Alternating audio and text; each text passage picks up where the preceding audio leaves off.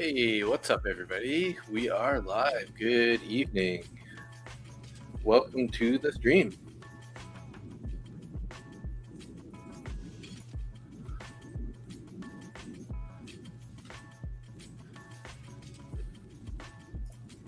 Just getting a chance to sit down here. I just quickly whipped up some dinner, so bear with me. I'm going to try to get some of this food around me. Hey, Chintan. Good evening.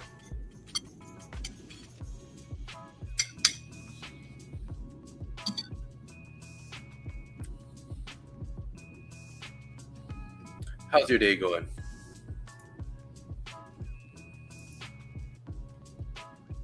Trader.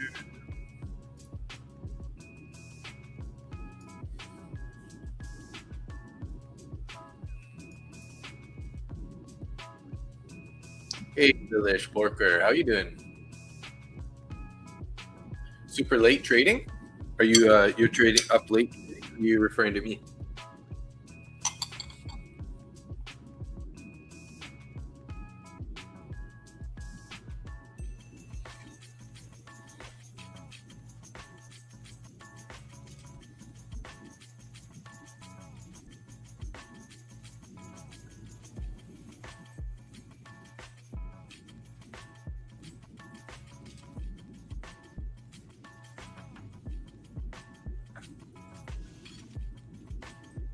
Oh, it's early morning for you. You didn't sleep the whole night? Oh my god. Wow, dude. That's wild.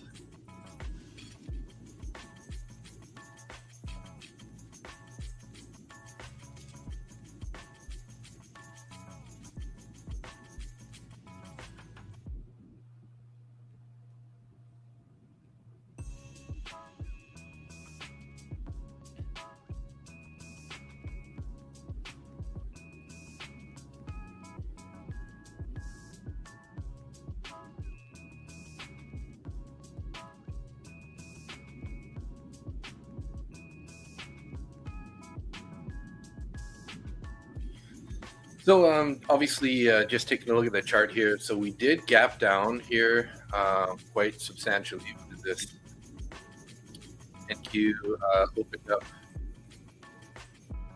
312 points down, which is pretty huge. We've already kind of recovered 164. So the question is, are we going to end up closing this gap here, which has kind of been what we've been doing recently more often than not. So,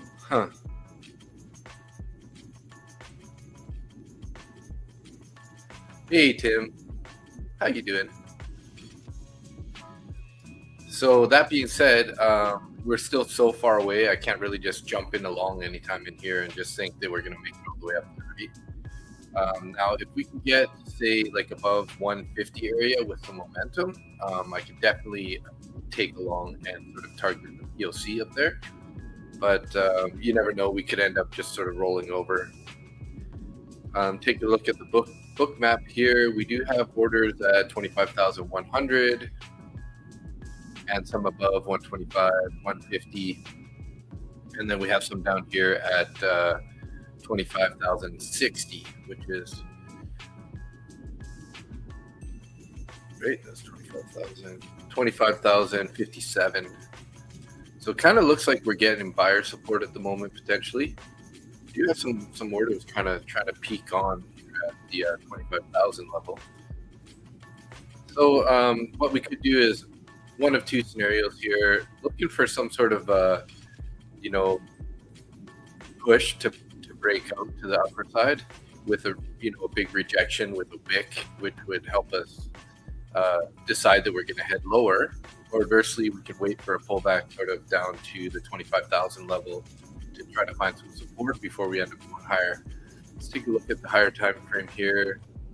So we do have a bullish fair value gap here, 15-minute. It looks pretty good.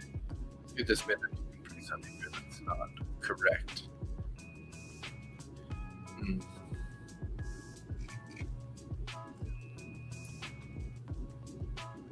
So we found some support here in this bullish fair value gap from before. So far, the 15-minute gaps have been getting a little bit of support. We did pull back into this one here and bounce. So possible that the continuation fair value gaps might be a good play right now. Yeah, this guy right here, also in the 5 minutes. Tested this one here and found support. Lamthau, hey, how are you? So. Hey, Space Futures, good evening.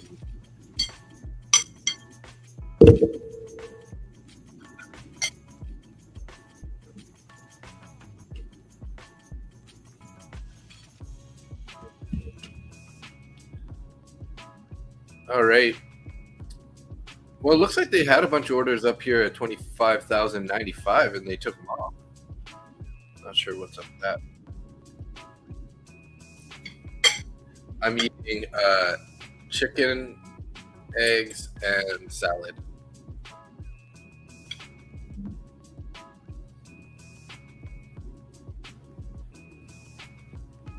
Chicken.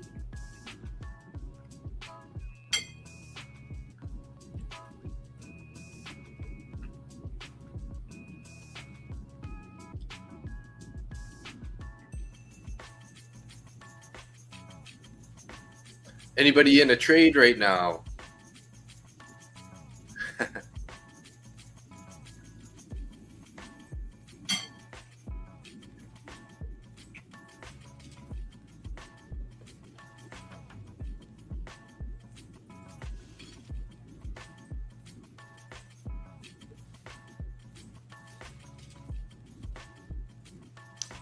AG, you're short on MNQ right now? Nice.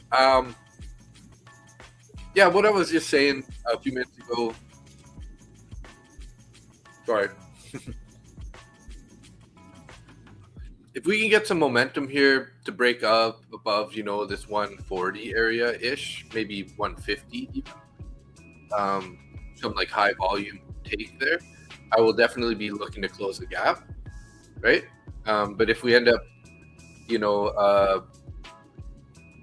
forming a big wick up in here, let's say we get some momentum and then it ends up rejecting, forming a big wick, I could definitely see us going back down. And then I can also consider taking a long down here at 25,000 if we get a pullback. Not just going to blindly jump into anything, but if we can get some sort of consolidation in this area, looks like the buyers are holding it up, then I could consider a long. So, oh, oil ran away on you there. I haven't really looked at oil just yet. Oh, wow. Yeah. Oil all the way back up in the 104 area. Well, that push below 100 didn't last very long, eh? You shorted MES at 68.03, 2 contracts. Nice.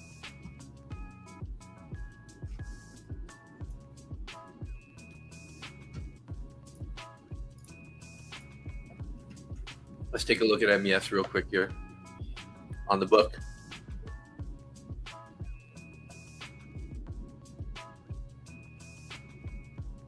We're almost back to negative CVD, and we have some orders down at 97 and 95, 67, 97, 67, 95.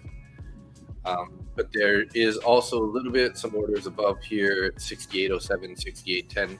So kind of not a very clear, the book map isn't that clear. We got mixed signals here. Seems like a little bit of indecision at the moment. But, I would like to see us get a pullback towards 25,000, which could be, really good for you guys, which would also be ES would get a pullback sort of down to 67.85. Where do we got that? We do have 76 contracts down at 85 and some down at 80, 100 and 106. So, not seeing a whole lot on the book map to help us with our decision-making process here. MNQ tapping into these 25,059s here.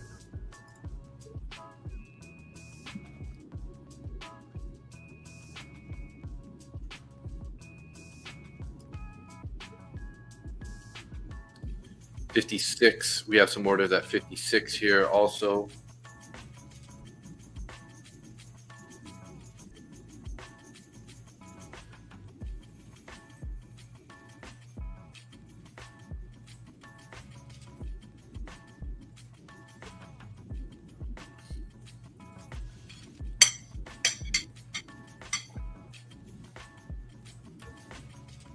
You're short 25,080, expecting to close around 25,040. Nice. Yeah, that lines up with the bullish fair value gap. So, I mean, there's a good chance we're going to go retest that level. You know how the market is. They like to feel the inefficiencies.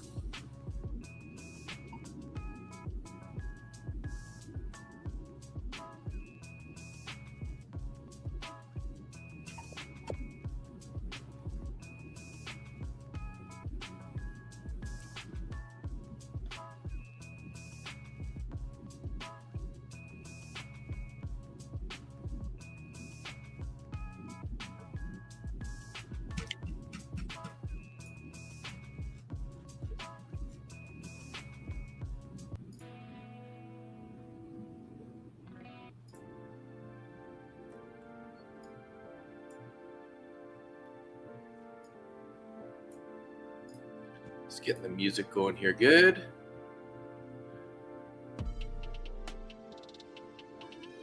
Chicken are so funny because why are chickens so funny, guys? Because.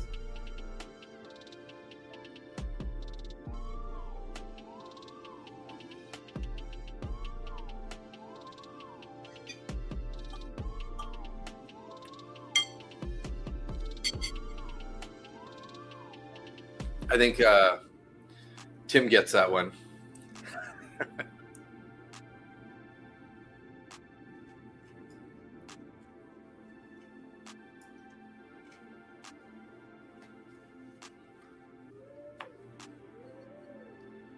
Love chicken and ducks because they're funny as heck. Yeah, I can agree with that.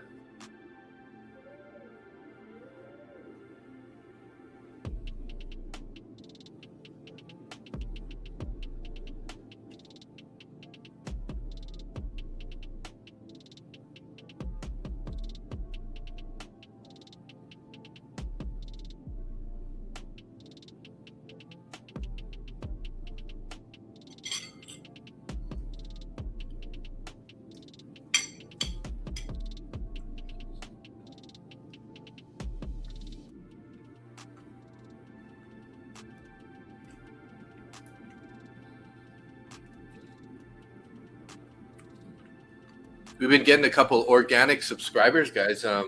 Even though we haven't been streaming, we're at 809 subscribers. So that means we got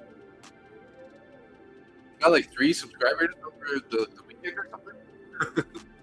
Or like on the days off, which is pretty sweet. Oil dripping. Well then, maybe we need to watch for a deeper pullback here on the MNQ.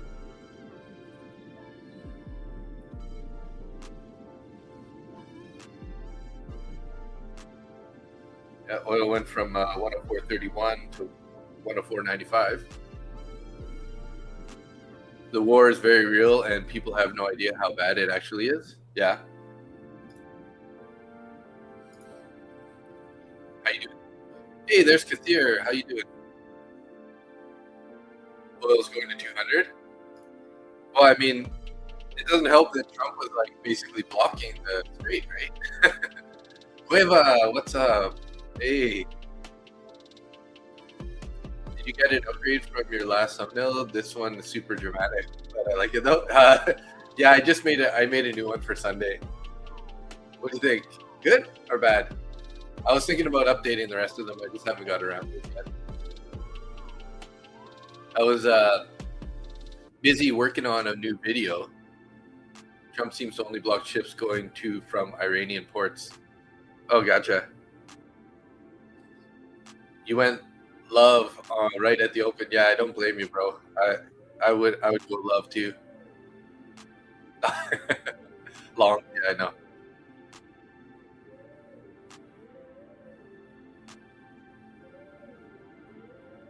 Gold gapped, really? I didn't see gold yet. Oh wow, yeah. It seems like oil is really the driver though, eh? Like right now, everyone's kind of forgetting about gold.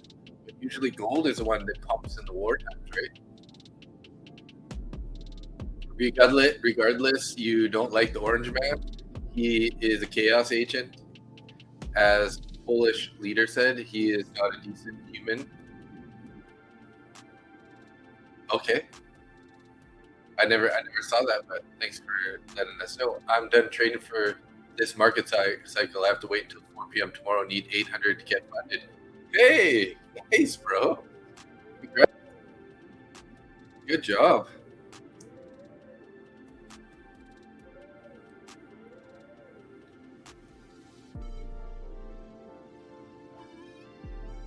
Lock it in. Lock in the greens, right?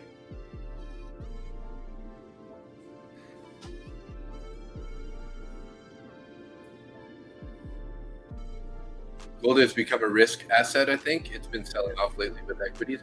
Yeah, I can see that. Maybe we're just like sort of, it's been overpriced, right? It's because it's been so pumped lately that, maybe it's like, it's like it's probably not the average person, but like the hedge, what did Zach said? Yeah, the capital flow hedge funds take profit. Yeah, that's what I was just about to say.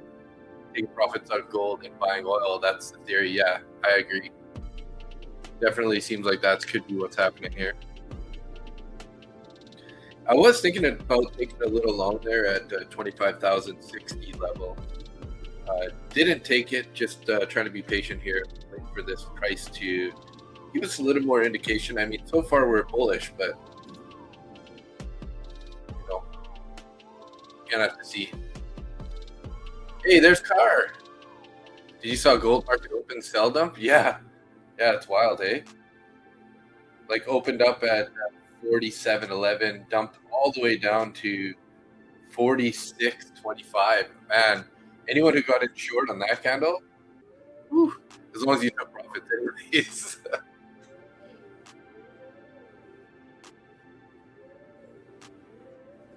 It's a pretty wild move, though.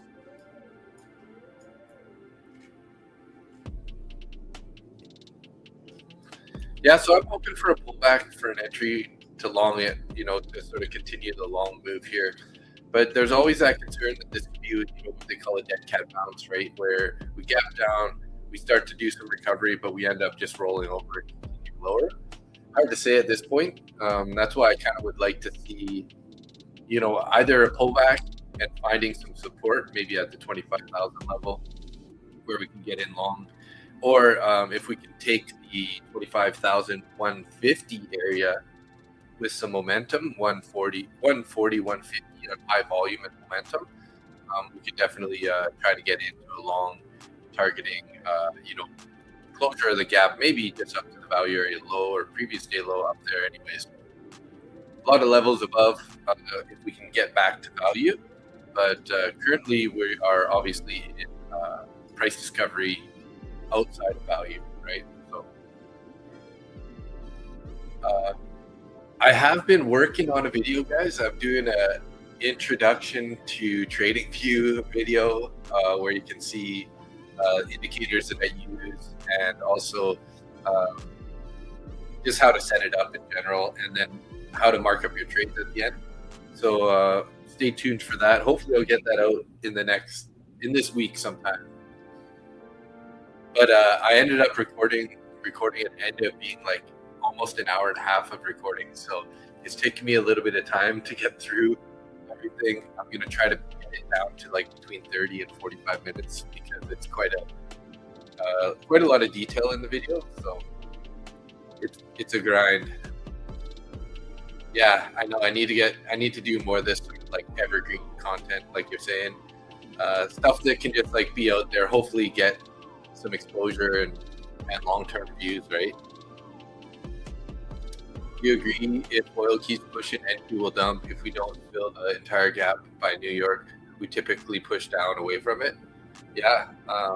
there's always that risk, right? That we need to really either just keep grinding, but having oil popping up here doesn't look good for you continuing, right?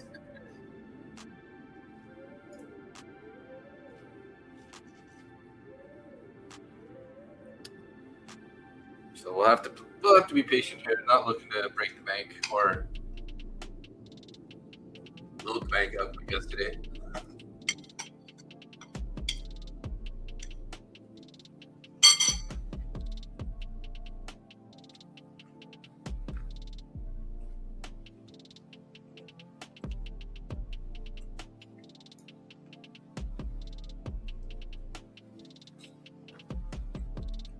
Sorry, cut there. I'll 1 sec.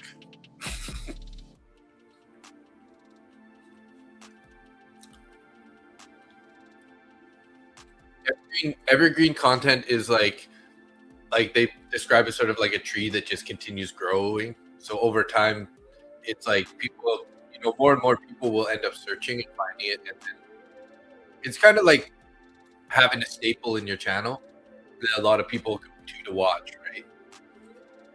So evergreen content kind of like it just keeps drawing more people in, getting more views over a long period of time. Yeah. AG, like I said, I'm looking for a pullback probably down to 25,000 area for a potential long if we can find some support. Or if we're going to go with momentum, if we end up taking, 120 to 150 area with some momentum, like some pretty high volume relative to the session anyways, then I'll be looking to take us back up to, maybe value area low, point of control, or possibly close the gap. But currently, obviously, we're kind of in the middle here, so we'll have to be patient, looking for some sort of clear indication as to what's going to happen here, because this could be the start of the rollover here, where we end up coming down. Now, if we don't find support, if we just blast right through 25,000, I could definitely see us head back to these lows. We have a whole bunch of wicks formed here, so you got to imagine anyone who is in long in here, they're gonna have their stops sort of like below here. They could be targeting 24,920, 24,900. So DAX long 4,666, holding for the week. Nice. I like it. That's a good entry, bro. That's like almost the very bottom. Evergreen content like how to trade videos, etc. Yeah, exactly.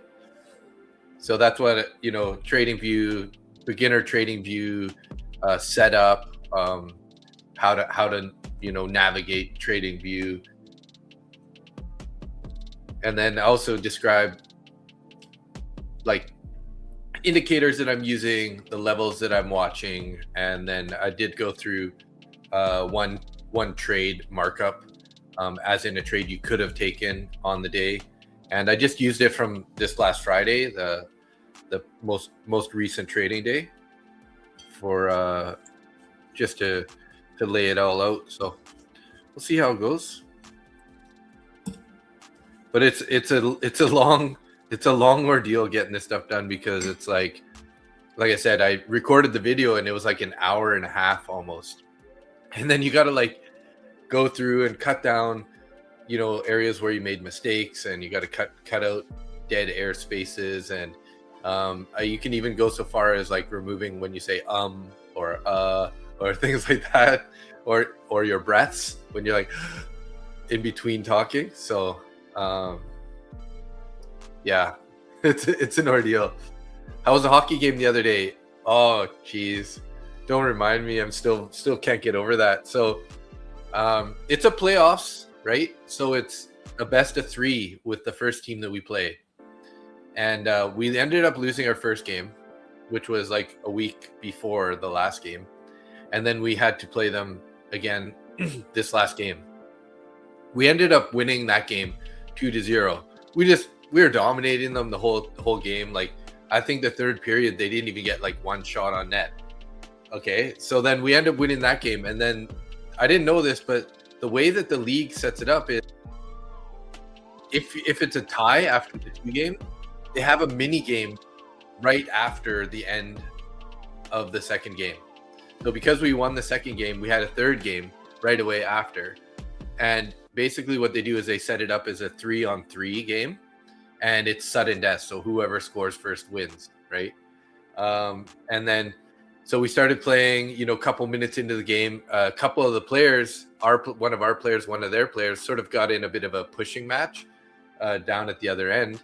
And the referee called a penalty on only our player. The whole game, the previous game, they had been calling, you know, even penalties. So if there's ever a scrum, they just send both guys off, whatever, right? So whatever reason, the ref decided that he was going to call a penalty on us and not on the other team. So then what happens is they have 4 players and we have 3 players because they won't like make it a 3-on-2 situation. So yeah, exactly. It was late. That's what we thought too. So unfortunately, they ended up scoring while they had this like power play, obviously, and they ended up knocking us out of the playoffs. So that's my story. And yeah, we're all pretty pissed off on the team. We played so well, and for us to like get knocked out like that is it's just nonsense, right? And I don't like this this like playoff, you know, style.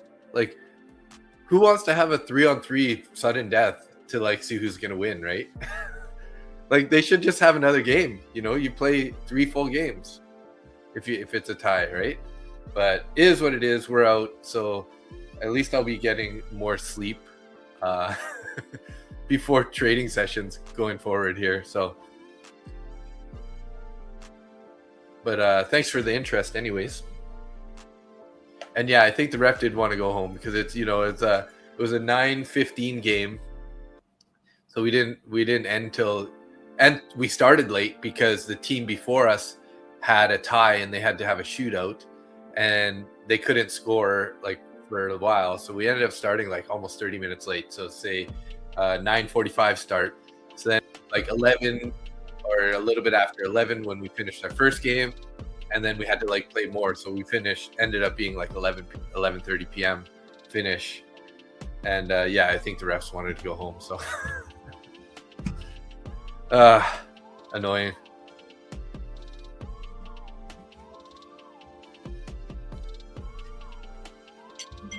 You keep working on this food here while we watch this market chopping around here.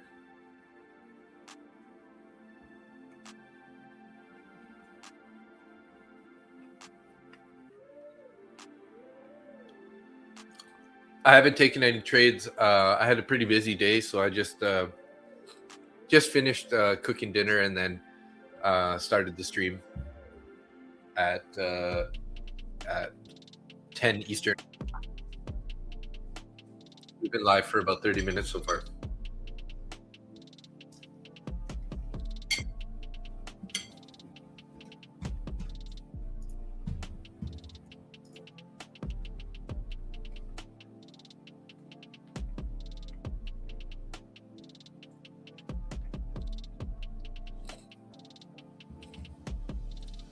When the market opened up at 6 p.m. Eastern Standard Time.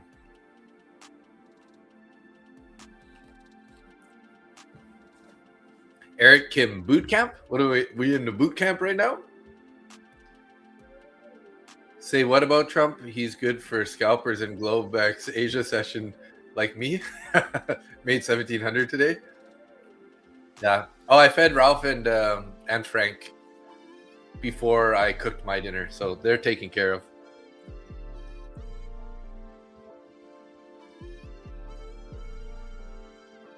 So we did find some support there in that 5-minute gap on this last candle there. Could have scalped that for 55 to 10 points. Could have got 10 points out of that. I'm not going to be taking this though, guys. Again, we're pretty bearish here. We're rolling over. I'll be looking for a deeper pullback. I'm going to try to be patient here to look for an area where we start finding some support before I just jump in. I've been burned on this looking chart here too many times.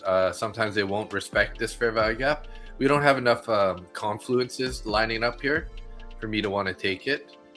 We do have some orders at 25,050, which is sort of above, in between.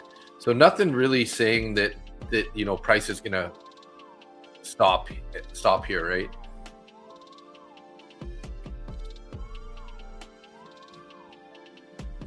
But I think if we were to pull back down to the 25,000 level, maybe this this gap here, 25,008, we'll have a little bit more of a confluence there with the overnight view up. We did trade below it for a little bit here. We took it with some volume there and momentum, big candle, and then we've been holding above it since. So I could definitely see us retesting it before going higher. Yeah, I'm a good dad. Trying my best to take care of these boys.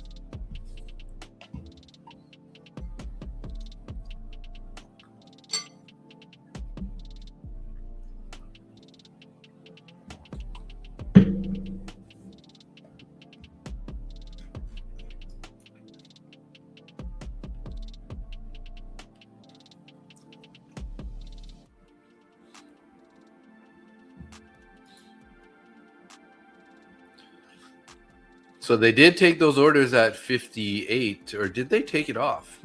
Let's see here. So right there.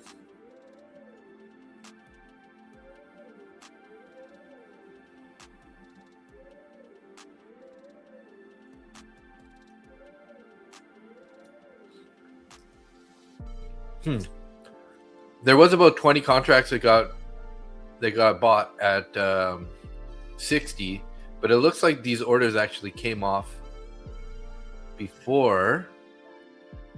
Yeah, before the price came down there.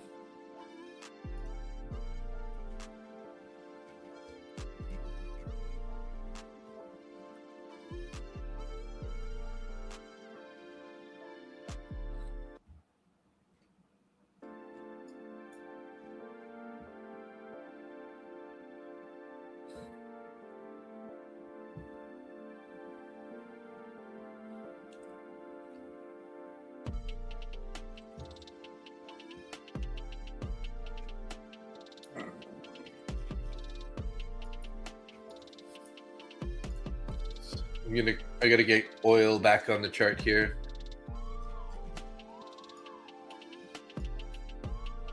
Oil starting to print a little bit of a bearish candle.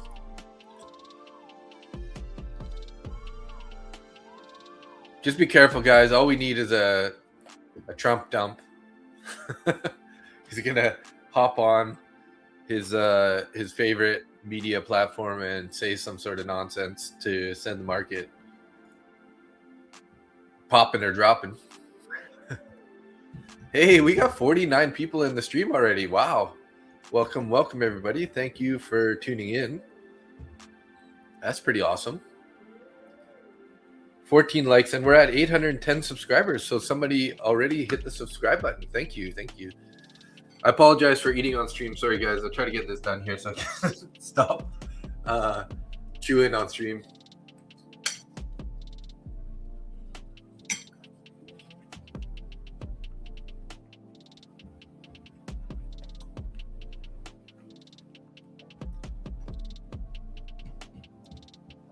I didn't put a VWAP on oil yet, so let me do that right now. I'm curious about that also. Oh, okay.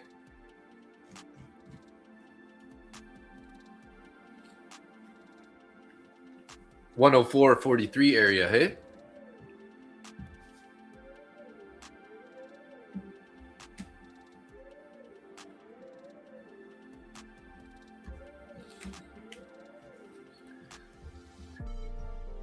And Andy's Funded Capital, welcome. Hey, hi from Chile, welcome. And Andy's in short, very nice. Lemex, what's up? Oil is drunk. Trading higher than Brent, right? I never really watched Brent crude. Just a good old crude oil.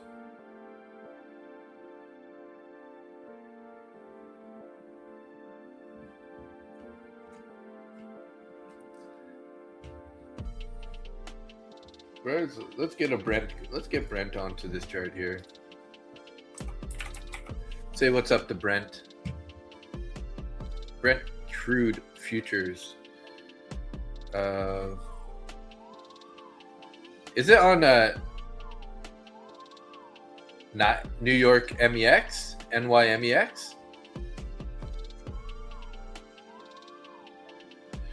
Can you toss that ticker in there for me, Lemix?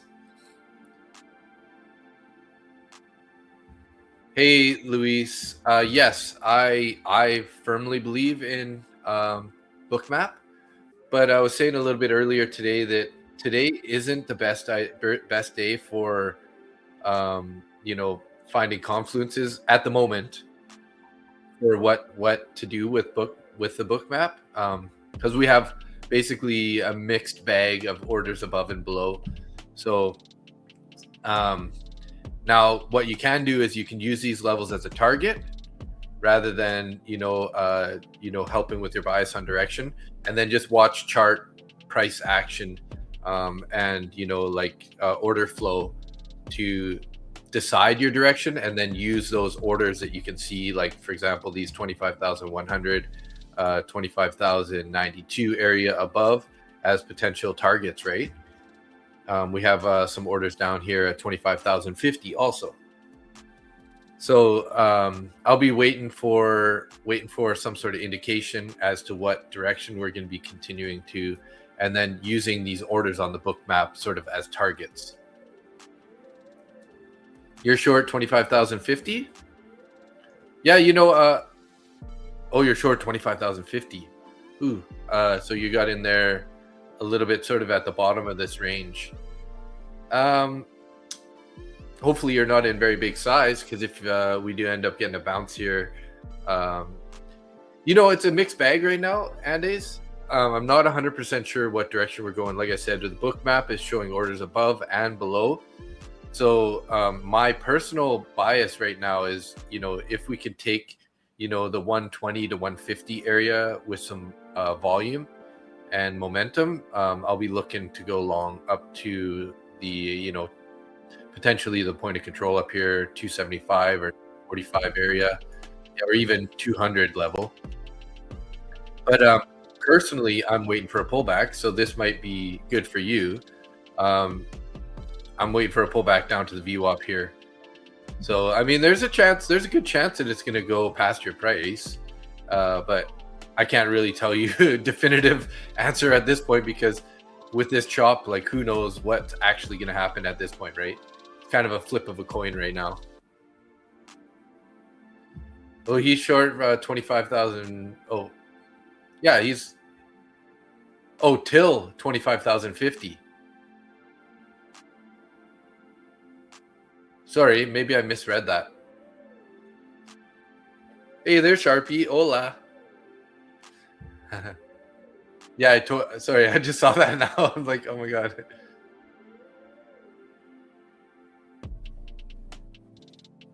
What's the difference between order flow and Bookmap? Which one do you think helps you the most? Well, I mean, you can watch order flow on Bookmap, right? So it's, actually Bookmap is kind of like the better place to watch order flow, right? Because it's all the actual orders that are going through the market.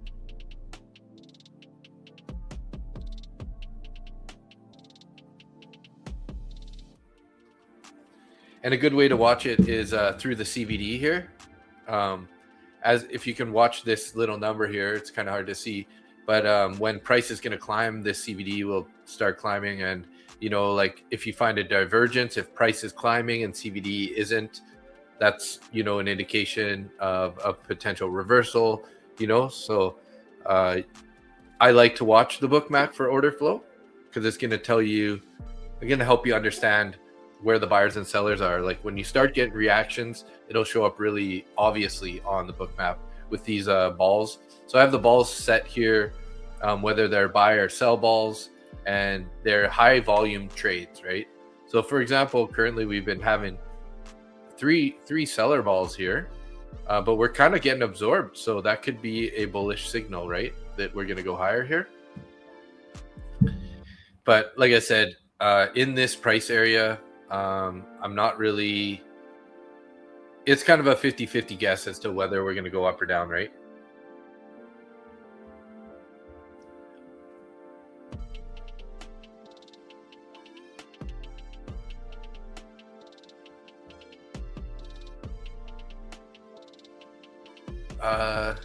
You use Oanda BCO USD, okay, for Brent, because that's where I trade it. Okay, gotcha. So the best way to see if the orders get like taken, if they get bought or not, is if you look at the right here, this SVP, the session volume profile, which is this number will change, right? So if there's a bunch of orders sitting there, right, and then price gets to it, and then you notice that, you know, these 41 will move over here, and then all of a sudden there's 49 contracts there, then that's when you know those orders were taken or not. Whereas like when I was looking at it earlier, price was pulling back towards it, and they pulled it off right before it, so you can actually see that they didn't go onto the session volume profile tab there.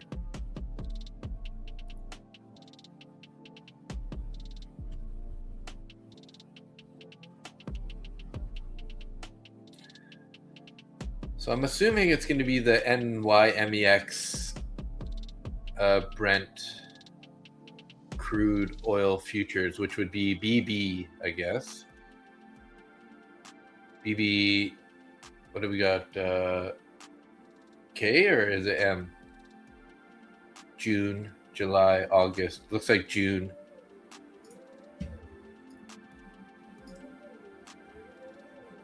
No, there's no volume on this chart.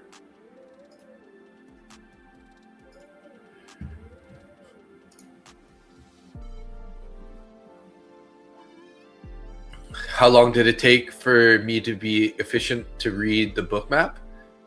You know, I would say it takes a couple months to really get used to watching it and everything. And you'll start noticing little nuances. Sometimes when, you know, if there's a bunch of orders, you'll see price come down to it, and it'll just kind of like do this little wave move just above price, and then it bounces kind of like it did here.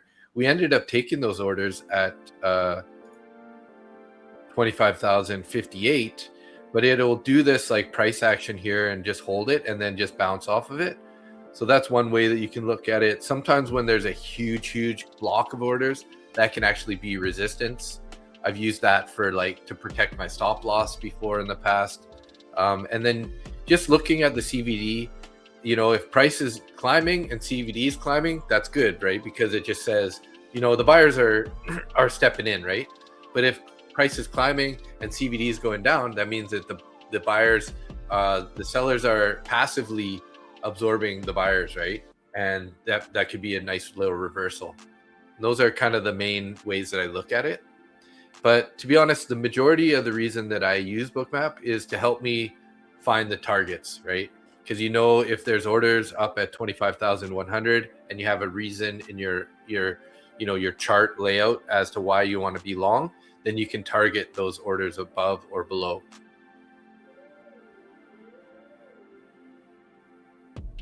Was I using a simple level 2 before? So the only thing I was using before I got Bookmap was, I guess it would be sort of like the level, is it a level 2? I don't know if it's full level 2 data, but I was using it on Project X platform, where you'd have like, you know, I would have the tape and then I would have the level 2. But it's just easier to see everything on Bookmap.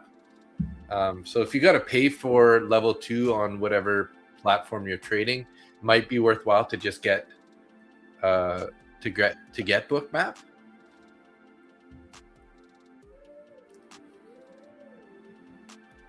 But in the past, I did use level 2 for trading, but not for futures. I've never really subscribed to level 2 for futures.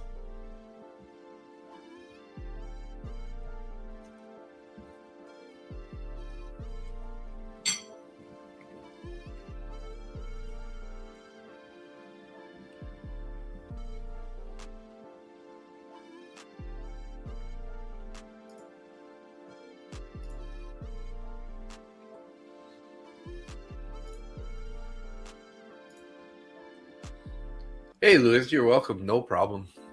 Thanks for the question.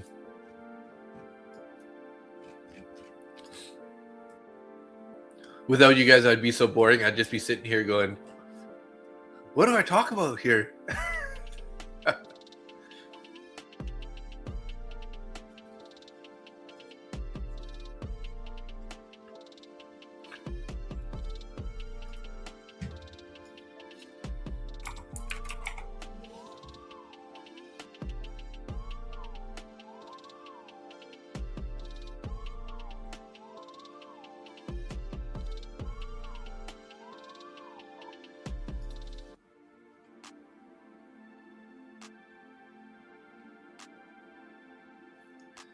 Maybe I should just look at the continuous contract for Brent. That might be a little bit easier to see. No data here. What the heck? Anyways, can't seem to find that. Let's look over here.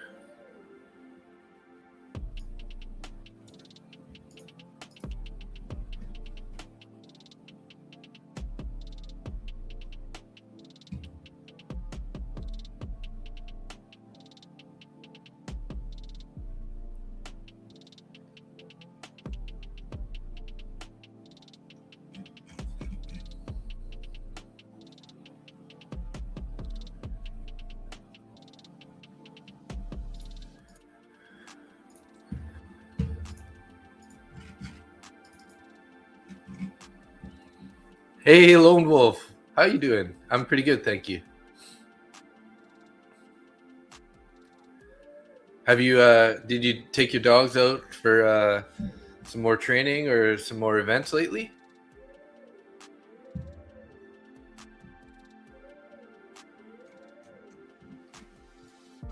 I don't know why, but it seems like every time I'm trading, we have these fair value gaps that are like on opposite sides, and then we end up chopping in between them for so long.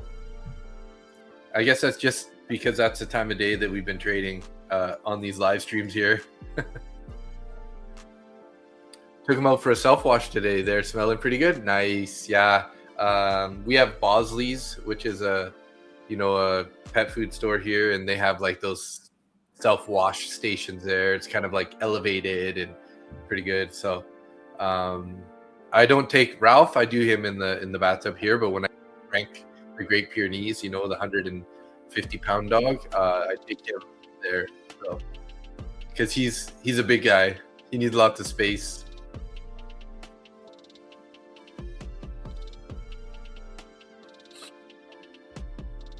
Oh, there's nothing special about it compared to CL, except that I like to play the spread between WTI and BCO when the market gets flaky. Gotcha. Hey, Adam Daz, what's up, bro? How you doing? And there's Wayne Beauregard here. Hello, any trades yet? Very choppy. Nope. I've only been on for about we've been on for 50 minutes already. And it's just all this chop here, so I haven't taken any trades. Like I said, I'm looking for some momentum up through the 120 to 150 area for a long continuation, and then or looking for a pullback to find some support down here around 25,000. So I'm going to try to be patient here, wait for some more confluences to decide on a trade. I'm good, thank you. Still just trying to finish up my dinner.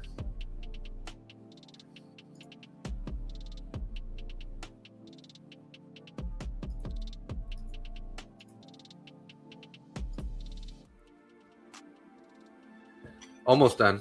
Just got salad left.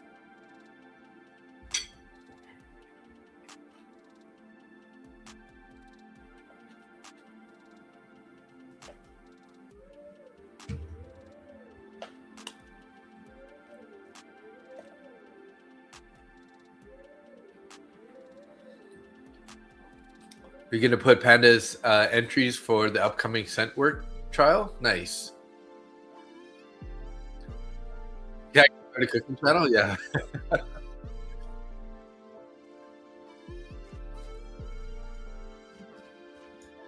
There's no way This has got to work, Zach. This has got to work. You got to stick with this. It's got to work over long term here.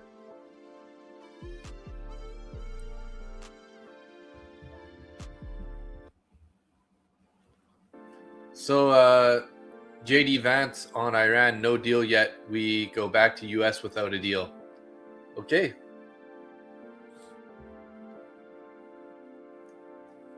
Yeah, I mean, NQ has been nasty for a while now, so I can definitely agree it will be nasty this week. They're taking the entries at tomorrow. Early entry. Nice. Okay. Yeah, I hope it does work, Zach. I do. I've been putting in the work, you know? Been putting in the work.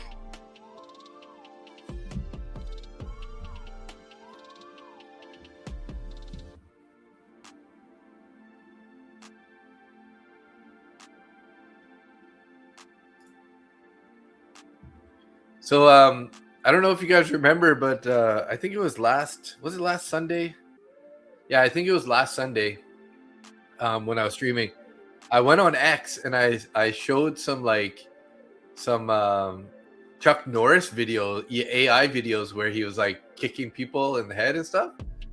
Well, after that, my X account got banned. Can you believe it? All of a sudden I got an email like the next morning, like saying that your X account is locked out. I'm like, what the heck? So the only thing I can think of that created that is that I was like showing those clips on the stream, and maybe somebody didn't like it and me or something. I have no idea, but I did put it in a ticket to see if they will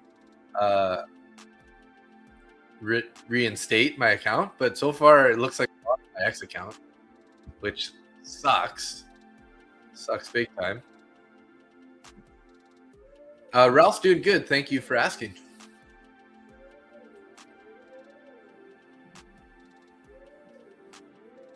Oh, NQ is always nasty. It's called the Nasty Naz. Yes, it is. It's the Nasty Naz.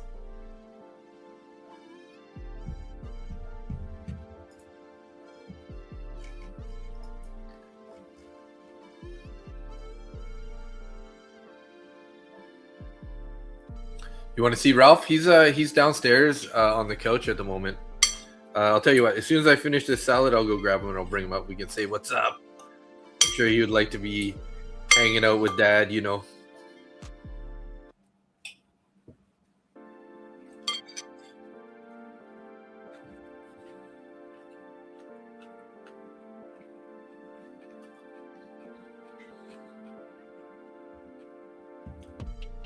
Ralph's my co-star.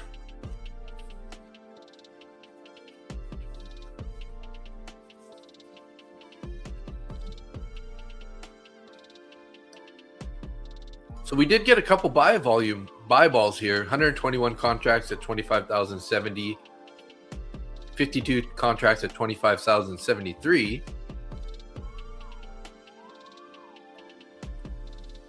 Trying to break up here. But I'm not really seeing oil making a move right now, so I'm a little concerned.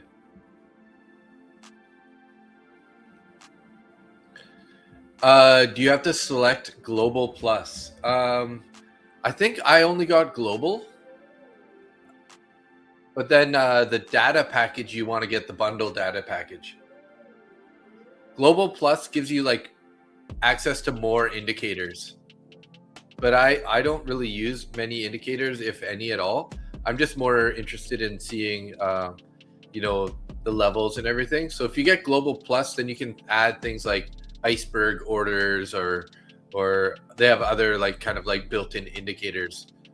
So I only went with Global. So yeah.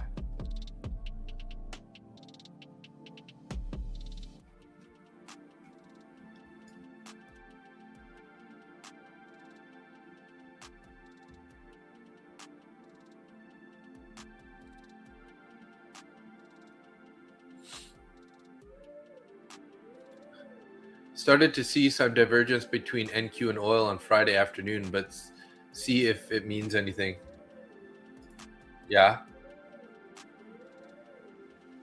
Yeah, I did notice a few days ago that they were actually going in the same direction at one point. So that was a little confusing to me also, because typically when we're, you know, seeing one go one direction, the other one go in the other direction. So, but sometimes they'll hold one, you know, like say NQ's sort of staying flat, and then they'll start pushing oil down, and then later on NQ will like decide to pop.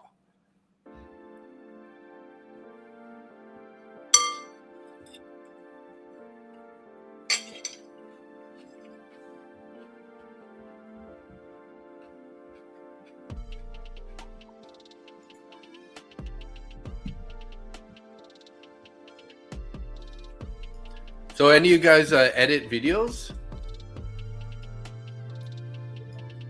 I use DaVinci Resolve here. So this is a YouTube video that I'm creating on TradingView. I like DaVinci Resolve, it's pretty good.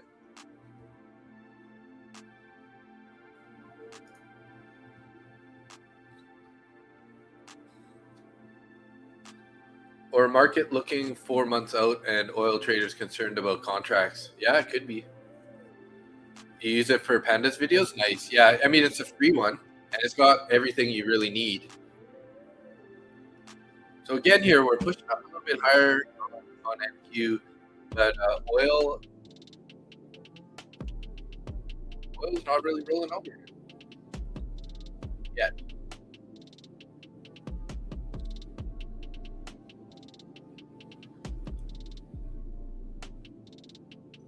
Yeah, I'm not that interested in trading in this area, guys. It's just I don't like the chop here.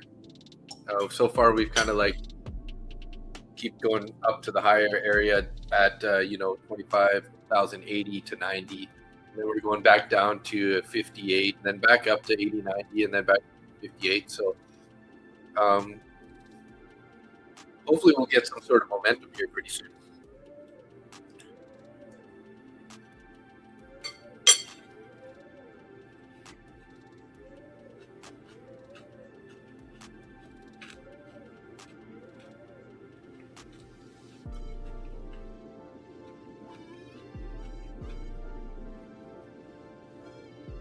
You only need the paid version if you're doing professional movies, etc. Yeah. And if you're doing professional movies and you're going to pay for it, you're probably going to pay for a different platform too that's like even higher end, right?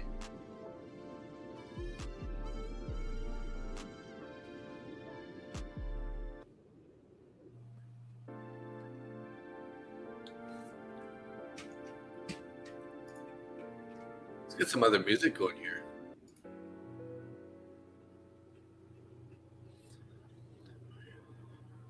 Yeah, see, no breakout there, like I was saying, we just can't, could have looked to short at that 83 area, between 83 and 90, but then just trader luck is the time that you decide to short it up there is the time it's going to pop, right? So that's just how it typically works. You know what I mean? Yeah, it is almost as good as high end. You're right.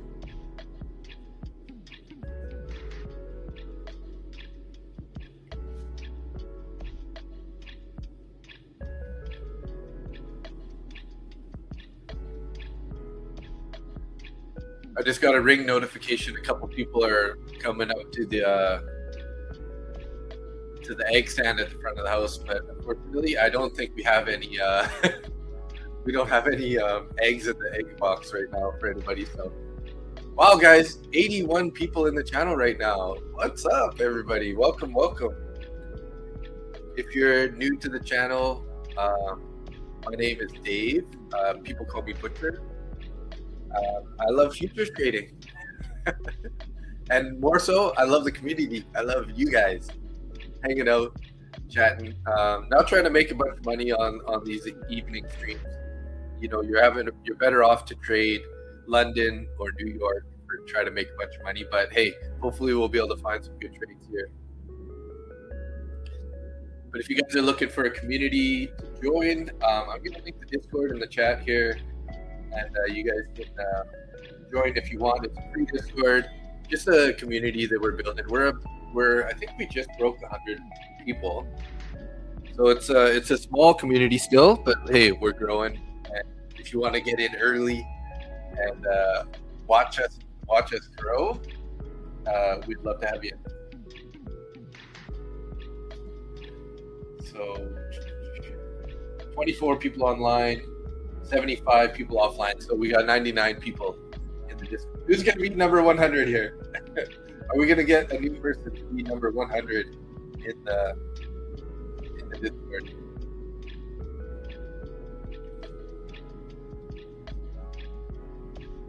I know we have number 500 subscriber in the house. What's up, AJ? The mic's not working good right now? I'll pull it a little bit closer. Maybe that's better.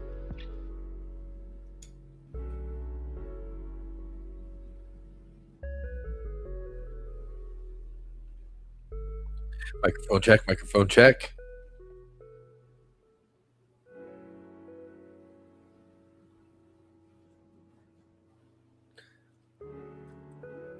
Thanks for the heads up. Hopefully it works itself out here. Hey, when that happens.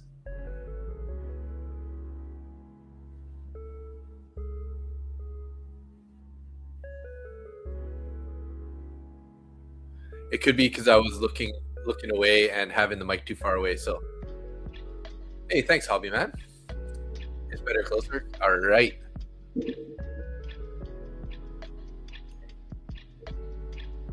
Thank you. What's up? Looks like we have a range going on. NQ actually surprised we popped up as much as we did from the lows. Well, it has kind of been the theme lately that we've been closing the gaps, right? On these Asia London sessions. So, but this is one of the larger gap downs that we've had from my recollection. So it'll be interesting to see if we end up closing this, but maybe this is going to be the one that doesn't close the gap right away. Maybe we got to wait for New York or wait for tomorrow or something to close the gap. We'll have to see. One thing is for sure is the market doesn't like to be predictable. So if it closed the gap like 3-4 times in a row, maybe the 5th time is the time that it's not going to close the gap, right?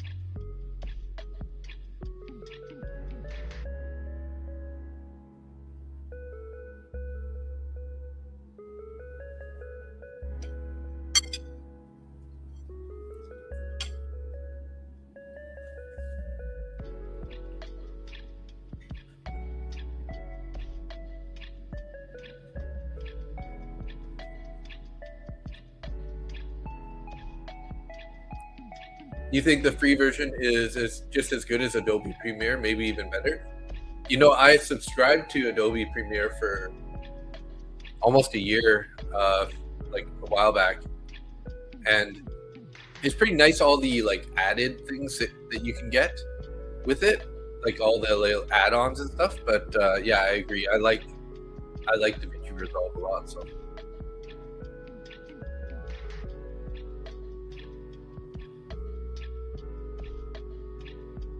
You fed your freshwater shrimp blanched green beans and spinach today. They're destroying it. They love it. Nice. Time to short this scam? Yeah, I'd be a little worried. Be a little careful here. We have been holding support on this 25,055. So if you are going to trade this, not financial advice, but I would be trading it like a range bound price, right? So just keep that in mind until we end up breaking out, which that's the part that we don't know. So any one of these range bound trades could end up being a loser. That's why I'm going to stay away. I'm looking for sort of a momentum break above or a pullback to the VWAP and finding some support. Maybe we can turn around, bit of a V-shaped support. That'll be an indication as to go along. I'm not just going to blindly enter in on any of these fair value gaps. I don't have any confluences with them at the moment. So it seems like this you know, the overnight VWAP is lining up with 25,000, which is a pretty key level. No psychological level.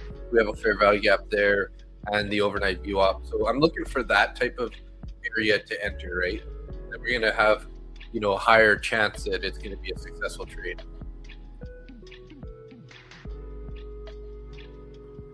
Sharpie, you're short, targeting 53. Entry is 73. Nice entry though. We got it sort of on this last rejection up here, and you're targeting 53. Hey, yeah. See, like that's the kind of trade that I would say if you're looking to do anything at the moment, that would be sort of the kind of trade that you could target. Just be a little aware that, you know, the low of that recent candle, I guess it was 53.50, so you might not get quite that far, but you never know. Just by looking at the price action here, you could end up holding it sort of up at the 60 level.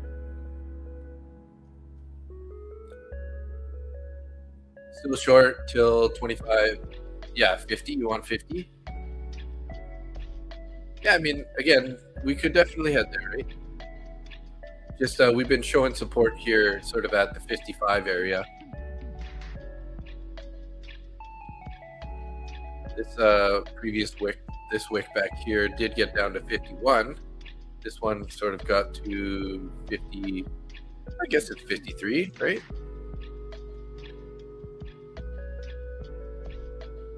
Yeah, basically you're almost to 53 on that candle.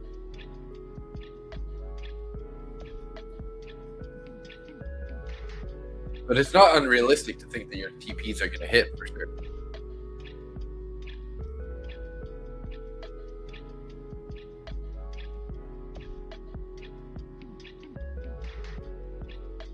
But yeah, no reason to buy a breakout up here or to sell a short down here, right? Just because risk to reward isn't very good. There's a good chance we might end up popping back up to the top, right? So you posted this strat. You've been watching this. Our first trade. Take a look at it. Okay. In the charts. Oh, I see. Yeah.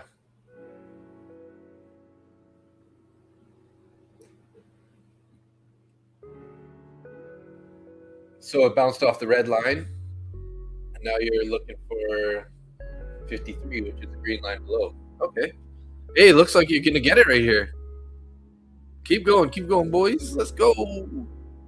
Couple more ticks, couple more. Oh, don't edge them. Don't edge them.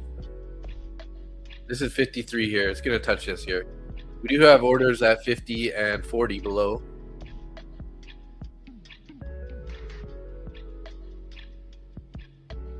This is different. You're in the Eastern Standard Time zone, and this is a different time seeing you online. Yeah, for you especially.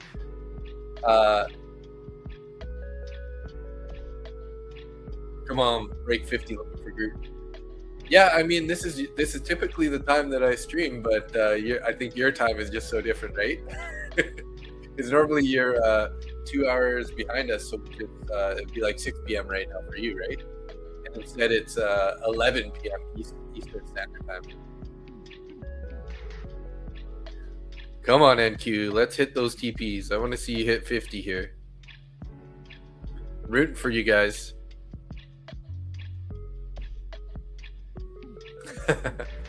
It's almost bedtime for you now, if you're gonna stick to Eastern Standard Time.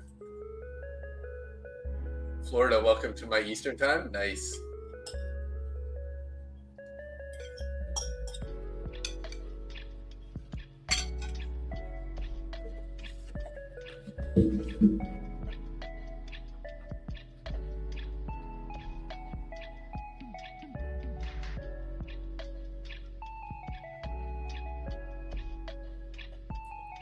This fireplace video has too many commercials. I gotta switch it off.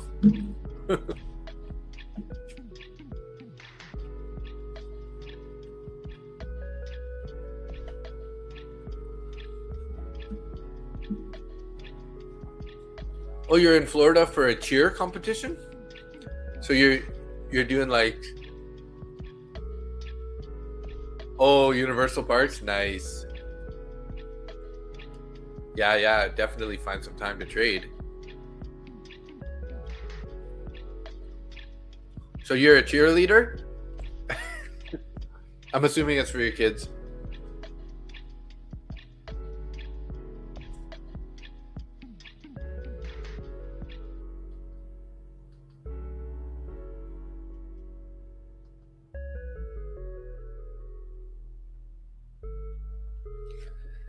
Maybe this fireplace will be better. My daughter's into competitive cheer. At least I don't have to wake up early to trade. Nice. Yeah, that's true. That's a good thing about it.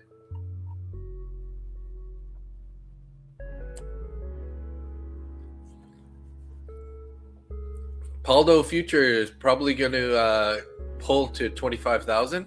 That's where I'm looking to take a long. I'm trying to be patient to wait for a pullback down to there. What do I feel like about the Iran situation? Well, I don't. That's a pretty broad question. I mean,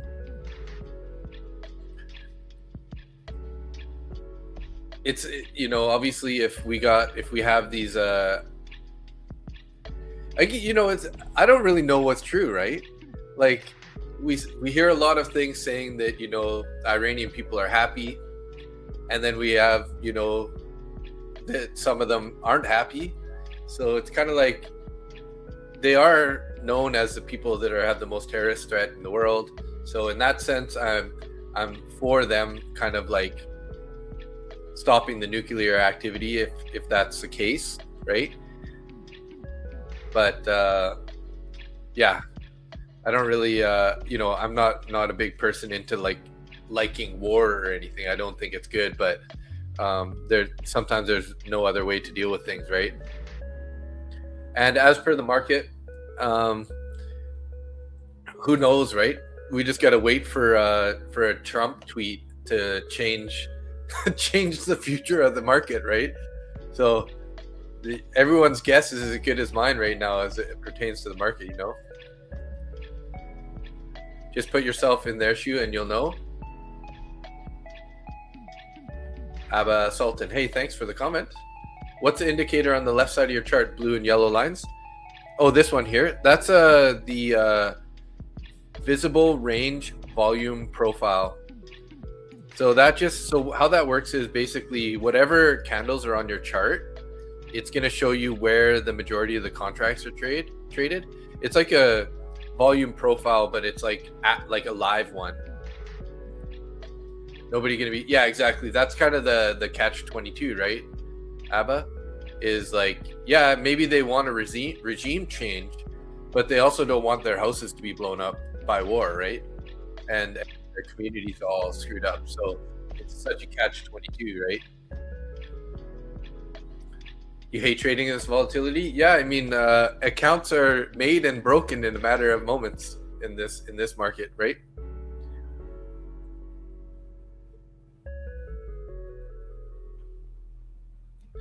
But yeah, Layla Lemonade there. If you go to your indicator tab here and search VRVP, visible range volume profile, and that'll bring that up. So that's sort of the developing volume profile. So our current point of control is up here. Since we popped up and we've been holding this level so high, we have the most contracts have been traded at 25,064. So this is a pretty key level for the ongoing price action. Now, whether or not we're going to trade away from it in one or the other direction, we're going to have to wait to see. But did we get a TP there? AG, did you get a TP there? Not, maybe not.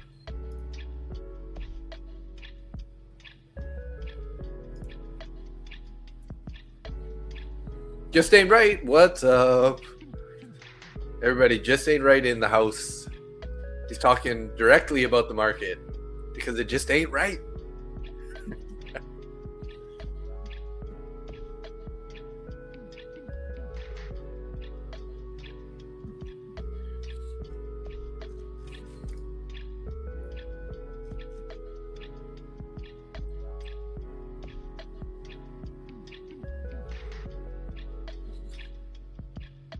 Trying to find somewhere to add to your gold longs. Nice. Let me see. I want to look back at the gold here. Well, if you get a pullback to the VWAP, that's a no-brainer, right? And we got a bullish fair value gap, so 47.10 area.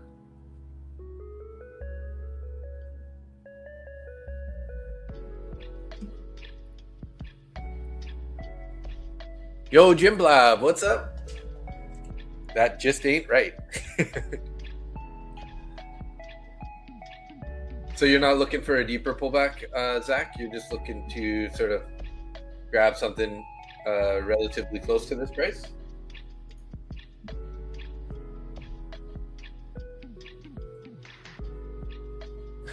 Good luck, bro. Good luck.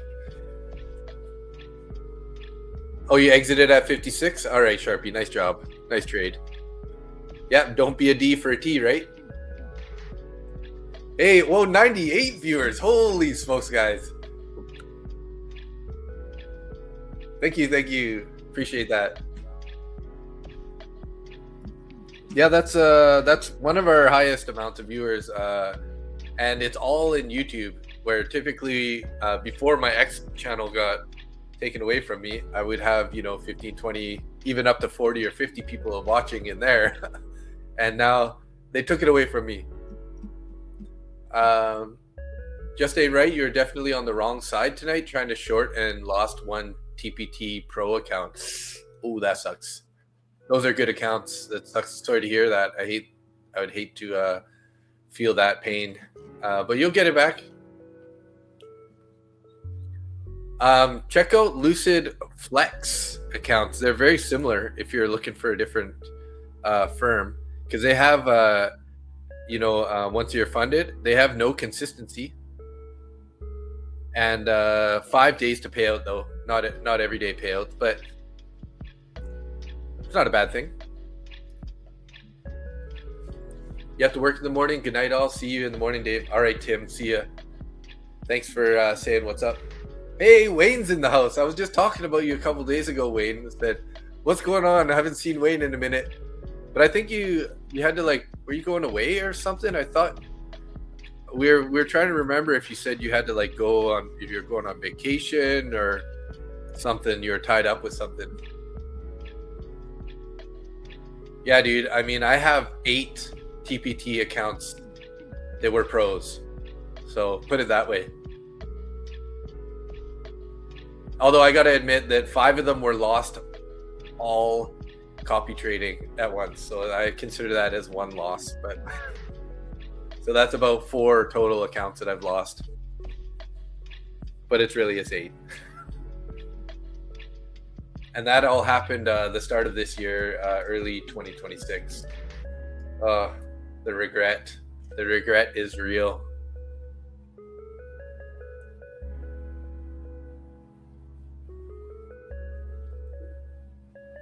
You lost more than me? You won't admit how many? Okay, bro.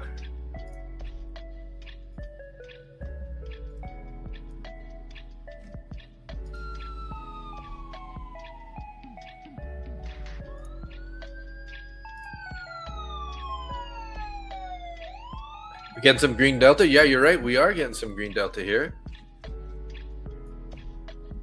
See, this is what I was saying about, like, I can't really trust the fact that we're going to go to 50.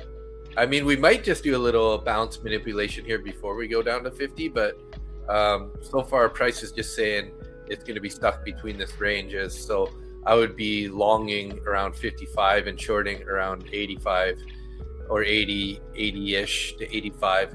But again, it's not very good risk to reward either, because the one time that you go to, like, long it at 55 is the time that it's going to dump, right? So Batman, what's up? I'm new here. Love the energy. Hey, thank you. Appreciate that. Welcome. Up 2,000 on this gold trade so far on the personal account, holding overnight, staying away from NQ for a few days. Yeah, it's not a bad idea. I mean, NQ is just so hard to trade right now, guys. So crude is also bouncing. Crude's kind of definitely holding that 10. 104.75 area. Lewis, I'm located near Vancouver, British Columbia, Canada. So I'm about 1 hour away from there. 1 hour drive from downtown Vancouver, in a little town called Mission. Let's see here. You're using Questrade. I don't see it in the indicators. Oh, is that you're talking about the indicator on the left side there? The visible range volume profile? Yeah, it might only be on TradingView, or it's on TradingView for sure. Might not have it on Questrade. Yeah,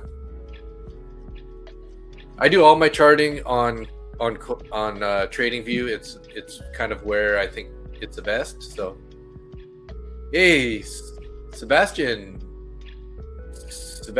Tracy, welcome. You're in Surrey? Nice. I grew up in Surrey, actually. I lived in Surrey from about age 9 until I was, let me think here, 25.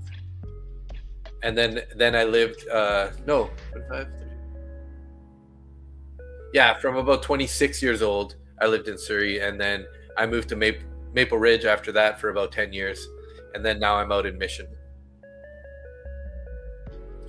Sebastian, you should join the Discord.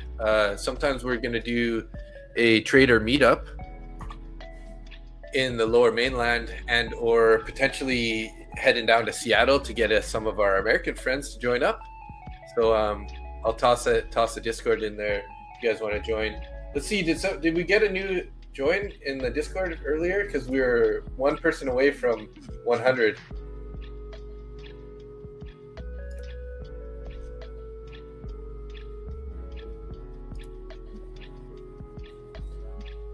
Nada.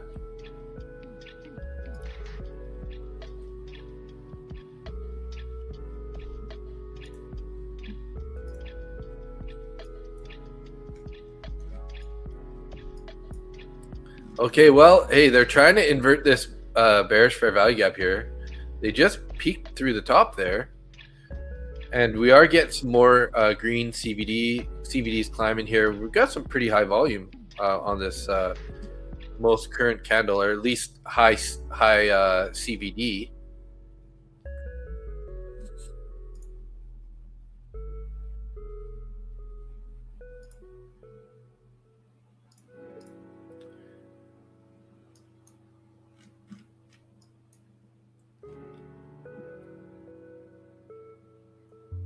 Luis, you're in Miami, Florida. Are you in Eastern Standard Time? No, I'm in Western. I'm in Western Standard Time. I'm like Pacific. So I'm like 3 hours behind Eastern Standard Time. So it currently is 8:30 p.m. here, and it would be 11:30 p.m. on the Eastern Standard side. Lemix is in Maple Ridge? Ha! That's crazy. Definitely join the Discord so you guys can know the next time we do a trader meetup, if you want to come meet some like-minded individuals.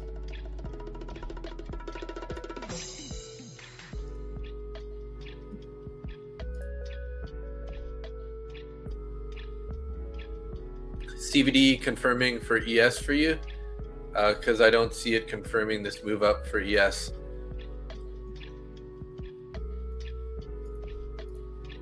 MES here.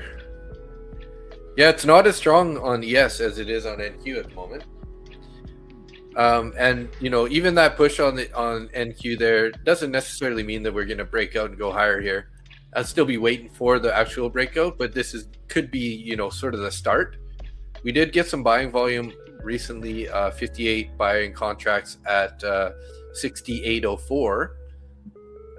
So we'll be able to know a little bit better here shortly. So I use ES for CVD confirmation more than NQ. Okay. Yeah, we're still negative CVD on ES.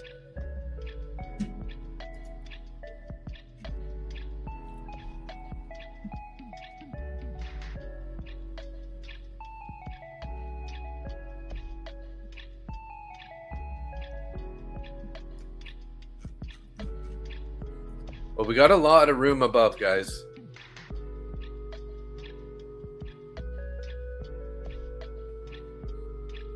But we gotta break out with some momentum here. Layla's Lemonade is from Yukon. Hey, nice. Letitia Smith Daily Moves. You just joined the Discord. Nice. Thank you. Hey, you're number 100 if you're the most recent to join. Oh, Wise Trade and Morgan Fraser's mom? I like that name. Looks like Wise Trade was our number 100 person in the Discord.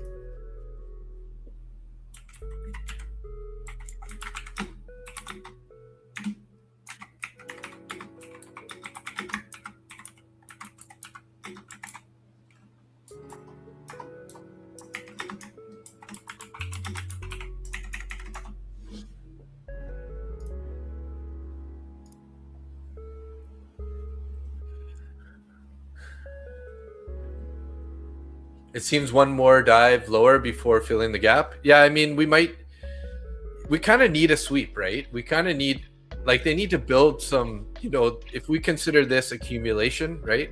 Then they're going to do a manipulation before they distribute, right? So this is a high volume area for the day, or the most contracts are traded in this area, right? As you can see right there, this is kind of the point of control at the moment.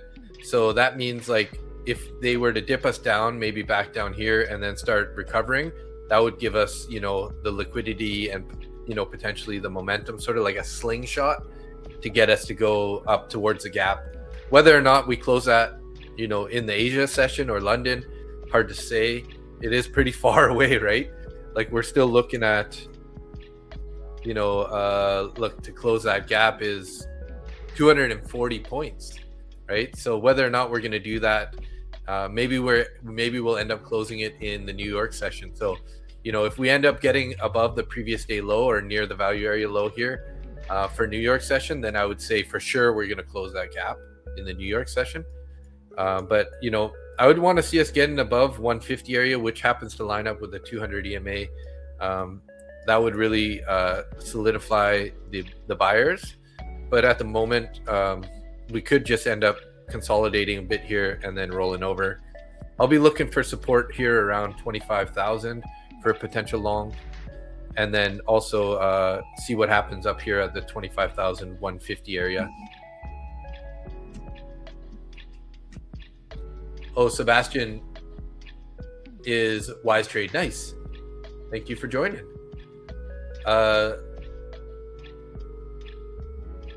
Oh, Sebastian's from Quebec, but you're living in Surrey. Nice.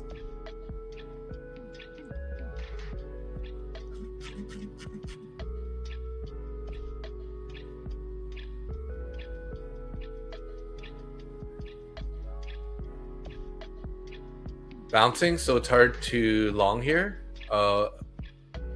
Crude is also bouncing, yeah. It's hard to judge always by like what crude is doing. Occasionally, a couple times I've like seen crude bouncing, so I'm like, oh, this is a good chance to short. But sometimes the movement is lagged a bit.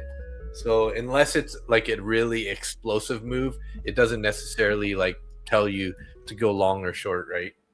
Now, if we just started to like explode up to 105.50, 105.80 with a big huge green candle, that would be like, yeah, let's get short on NQ because it's probably going to go, right?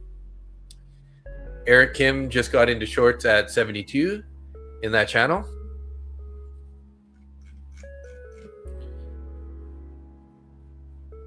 Nice. Okay. Yeah. So, I mean, if we keep having this price action like we are right now, I could definitely see us, heading back to the lows here again.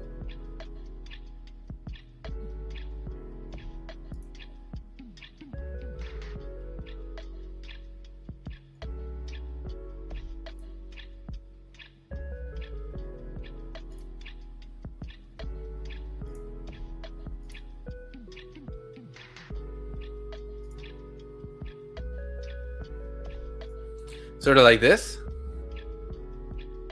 That kind of looks pretty good, actually, guys. So this is a bullish channel, but it's just a matter of how long are we going to play in this downward trending channel before we break up to the upside here.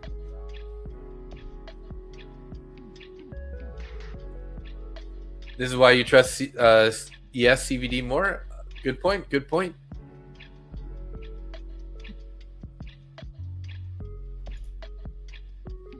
Yeah, NQ does have a lot more sort of manipulation type moves, right? Eric, you got out? So what, you locked in 5-7 points or something? Nice job.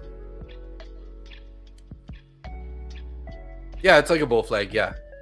The bull flags always typically trend down, right? They pull back before it breaks out, so just getting in at the top of the range and bottom of the range. Yeah, exactly. But just be wary that we are this 55 level has been holding pretty solid, and looking like crude is popping up here a bit. We're almost into the 105s.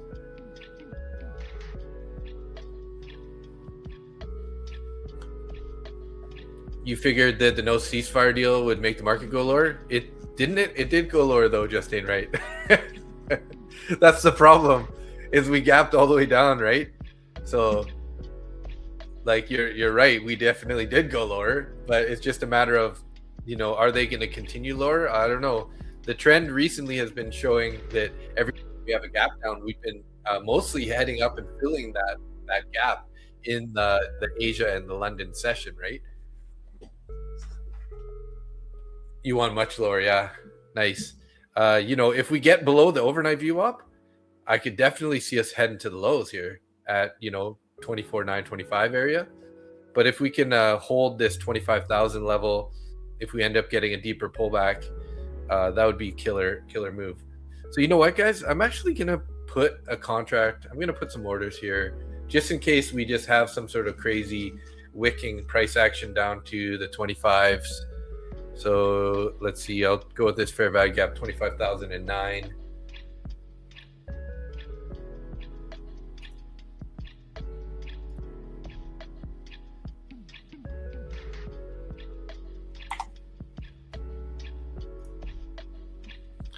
So we'll put a 5 contract order here, just if we decide to have some crazy wick down to this, because that does happen on occasion. We'll at least get filled. But it's so far away at the moment, I'm not really concerned about, if we slowly start grinding down here, I'll probably take that order off. I only really want that there if we decide to do one of those, a big market sell happens, and the algorithms pull all the orders and the price just goes down and dips right to the VWAP and then bounces. But if we start slowly grinding out of this channel lower, I'll probably end up removing that order. So you're still short into 25,050. Yeah, that might work. I mean, it still might work, bro, for sure. You're close. You are close. About 10 more points. That's a lower low and lower high.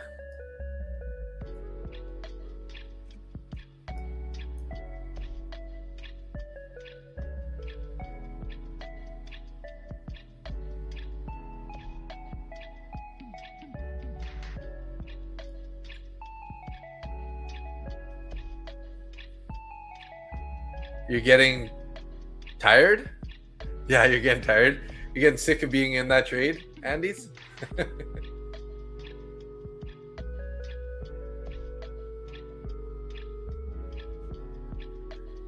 I wouldn't say lower low yet.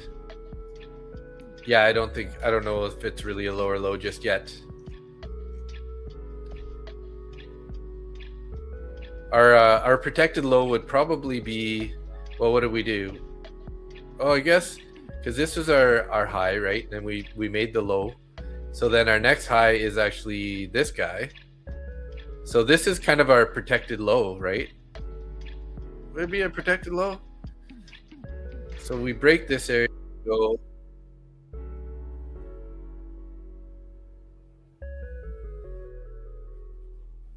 But this is sort of I see what you're saying though. This is kind of like, this area is a little bit of a protected low area because this is our most recent high with the next higher low.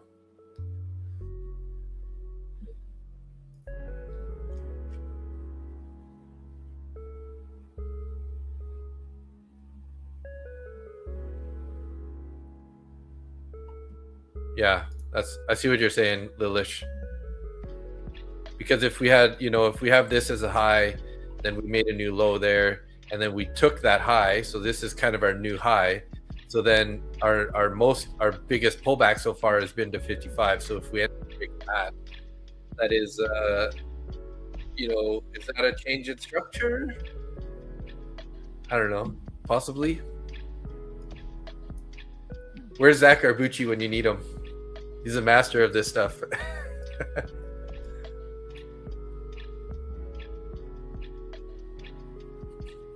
Yeah, anything's possible for sure. That's why I'm not taking any trades at the moment. I don't see the risk to reward being very good at the moment, right? Now, if we can get down here to the 25,000s, like with a quick wick, like I said, I'll have this order sitting here. But if we end up just grinding lower, I'll be waiting to see if we get some support, some buyers coming in at the 25,000 level. We do have this bullish fair value gap here, which is pretty nice and big, but I just don't have any other confluences to go with it at the moment, which makes me less, interested in taking a long off that guy. So, hey, 104 people in the channel right now. What's up, everybody? Thank you for tuning in. Appreciate you guys.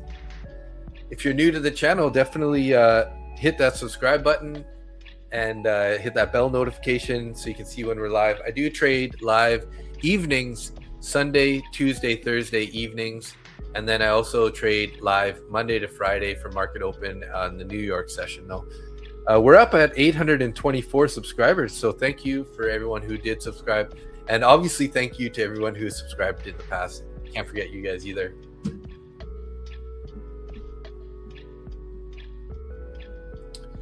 Yeah, it's this is like sort of accumulation, right? Currently sort of like accumulation, and then eventually they're going to do a manipulation, whether it's up or down, and then distribute. The distribution might end up coming in London session. We'll have to see.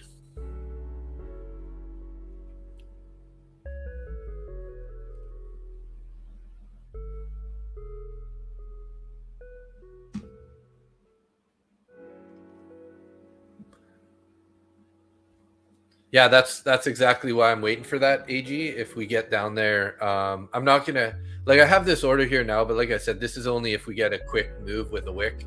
Hopefully we can pick it up if it decides to just like do a big drop off and bounce again. But if we were to grind down there as we are getting closer, I'll probably pull these orders and just wait to see if we're gonna have support at this level or not, right? But in the past, we've had these big wicks, these big like candle movements that create big wicks, and they often end at the VWAP. So if price is that far away and it wants to wick all the way down there, I would be interested in trying to get in long. Crude is pulling back at the moment though.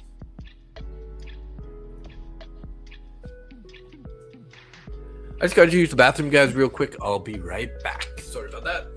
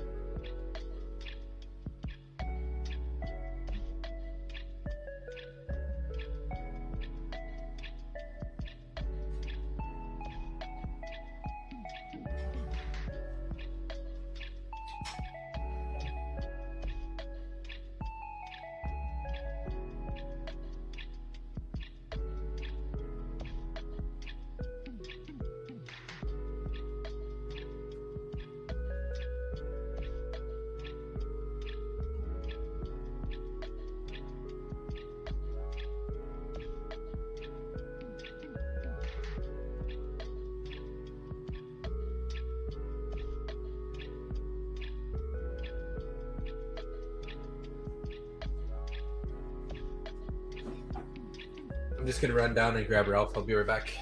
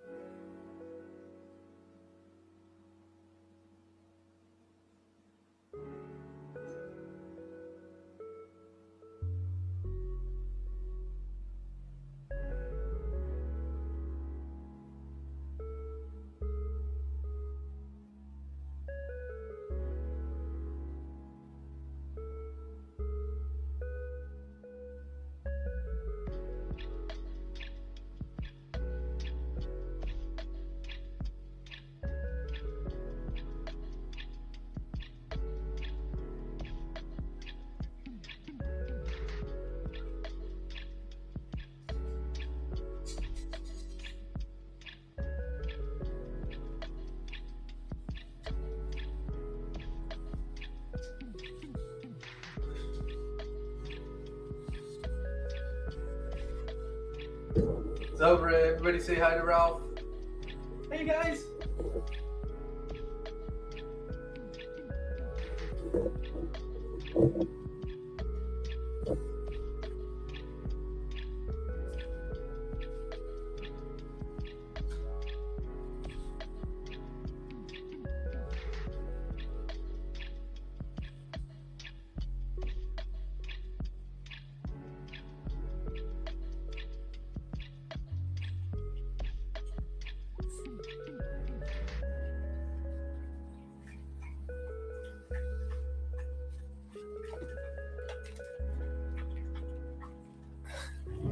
What are you saying? Ralph's not that big? Ralph's a 30-pound French bulldog.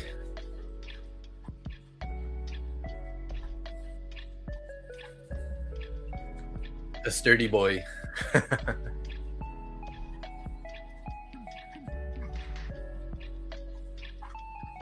You have big candles which close near support or resistance, no entry.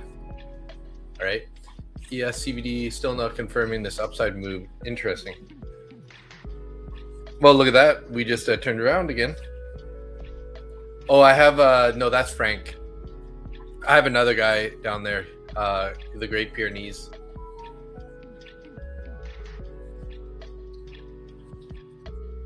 So I got Ralph and Frank.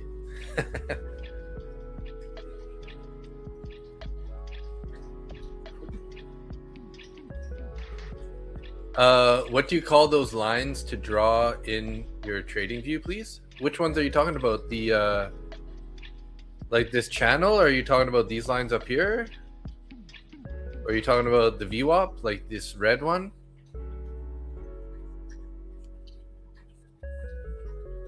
Yeah, ES is not confirming. And now look at looks like oil's trying to climb at the moment. Yeah, the channel. Oh, the channel is if you go to the indicator on the left here, the one below the crosshairs, just hit that button, and then there's trend line, ray info. If you scroll down here, this is called parallel channel. So once you click that, then you can kind of just draw the line. Once you draw the line, you click it in place, and then you can drag it down to whatever size you want it to be. So for example, if you wanted to do it like that, you could.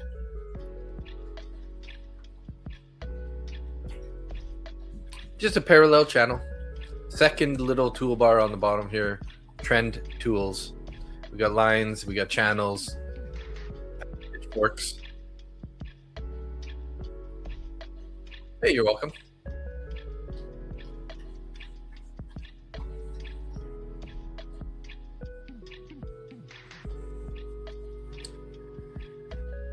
We're just slowly just waiting here for a Trump Truth Social post here to throw off the market, and just hope you're in the right direction.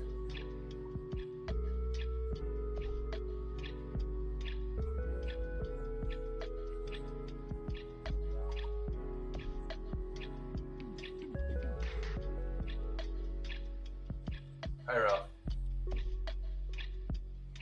You lie down. You lie down.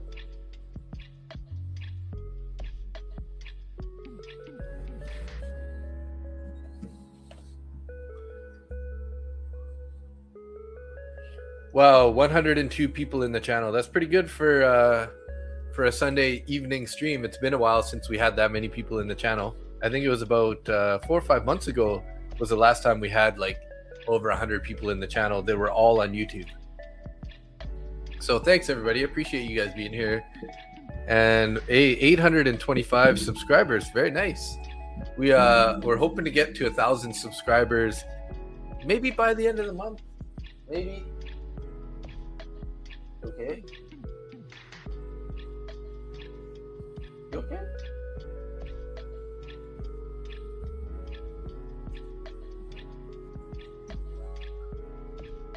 We got 53 likes on the stream too. Thank you guys. You guys rock. Let me take a look here at Lucid. So I'm an affiliate with Top 1 Futures and Lucid. And I just recently, I'm getting pretty close to my next sort of affiliate target, where they're going to allow me to have more accounts to give away. So looks like I got about 218 in affiliate sales to get to, and then it'll open up another area for me to get some other accounts to give away, I hope. So thanks to you guys, I was able to get, what is this? 1, 2, 3, 4, 5, 6, 7 accounts that I gave away from Lucid. And I was able to also get about 3 accounts from Top 1 Futures. So I've given away 10 accounts on the channel so far.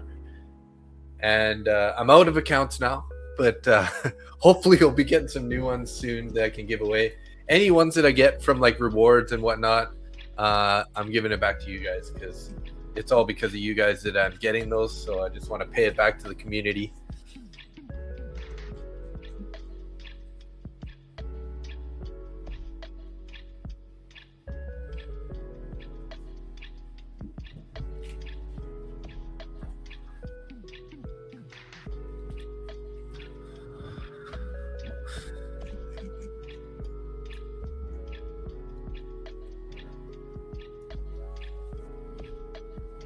Chintan, hey, no problem. Thank you.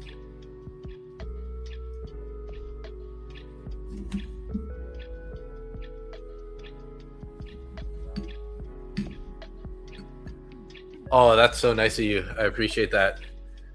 I'm just, really, it's all because of you guys that this is a good channel. Because if I didn't have you guys to talk to and answer these questions and get involved, I think the stream would be pretty boring.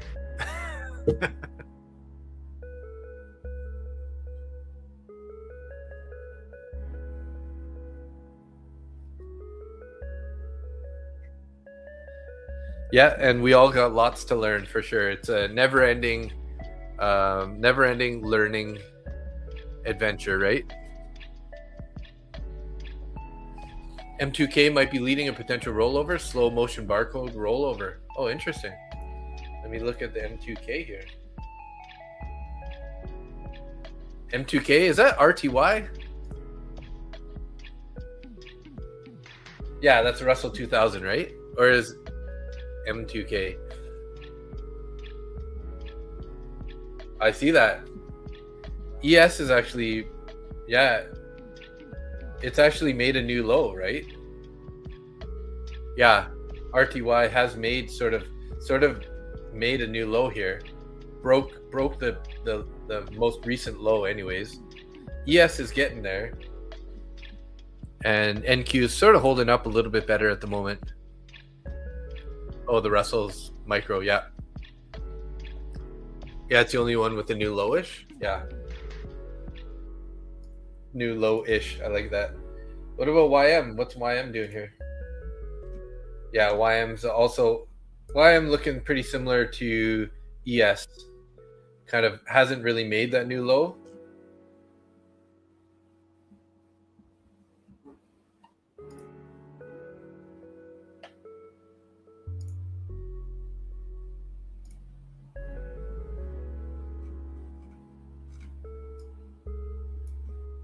I never really trade RTY, but I've seen there's a guy, what's his name, Luke. Luke, I haven't seen him in a while, but he always trades RTY.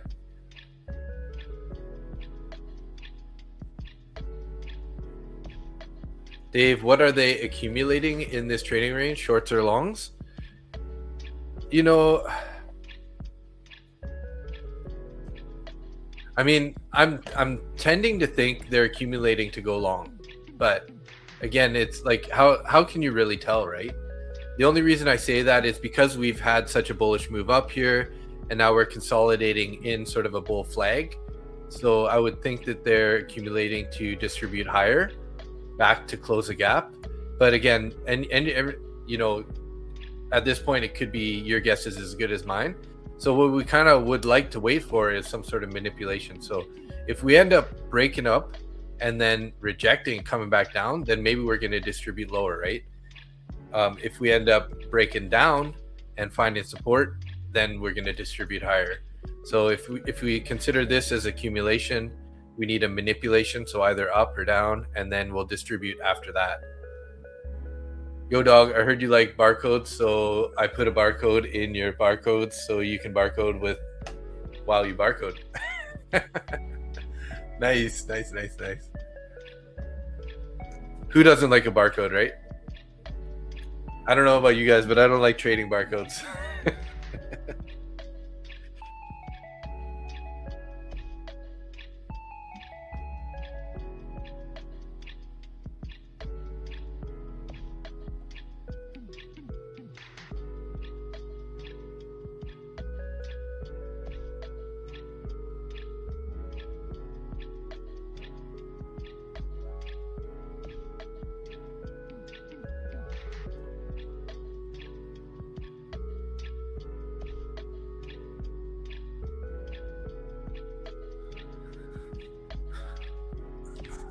RTY M2K long only off of the VWAP -1 and -2 deviation is fine more often than not during New York session. Okay.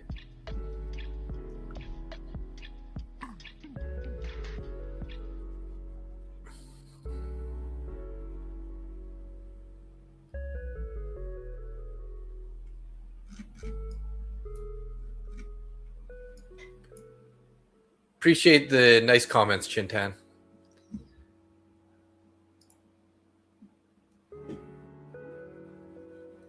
Hey, we're at 827 subscribers. It's been a nice little grind up today, guys. Hey, there's Angia. What's up? Everybody say what's up to Angia. She's in the house from Hong Kong.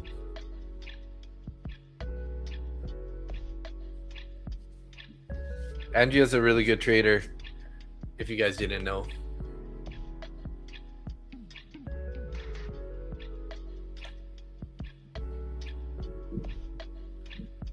Oh, 105 people in the channel, 107 in the channel. Wow.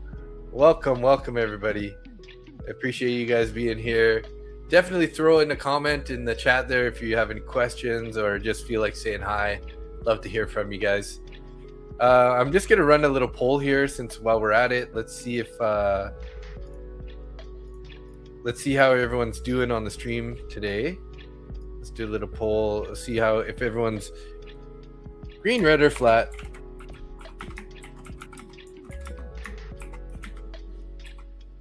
And remember, it's anonymous, so definitely don't be afraid to answer the truth.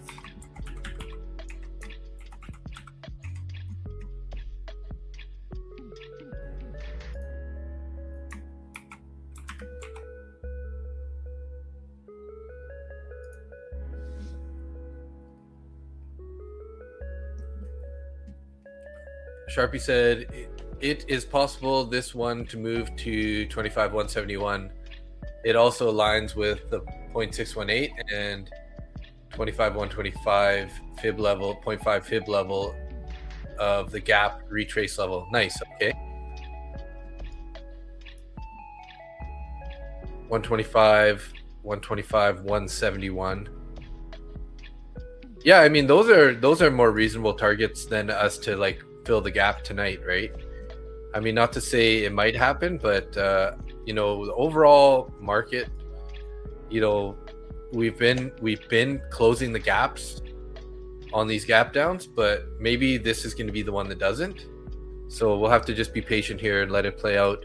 We're going sideways here on NQ for quite some time now, and looks like 55 has been the sort of the line in the sand at the moment.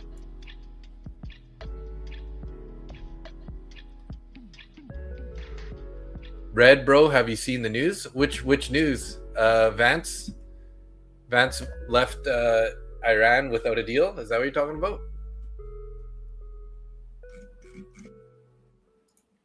Or did I miss something else here? I'm just gonna refresh my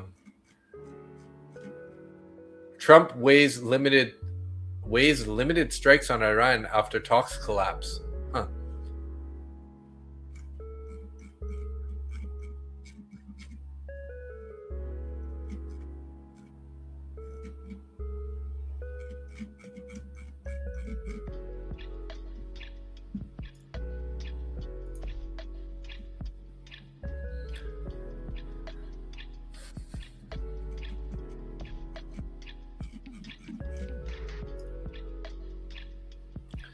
Okay, look at this here.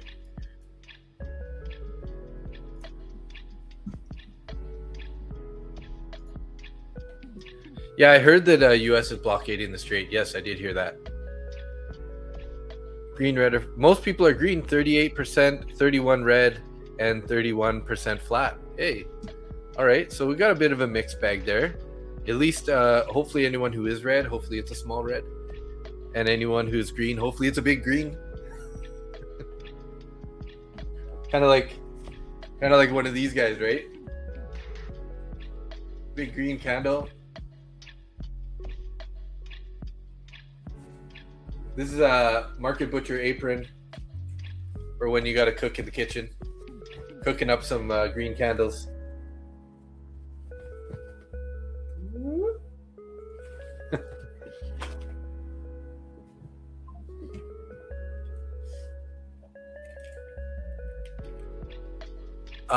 How long is the one you hold?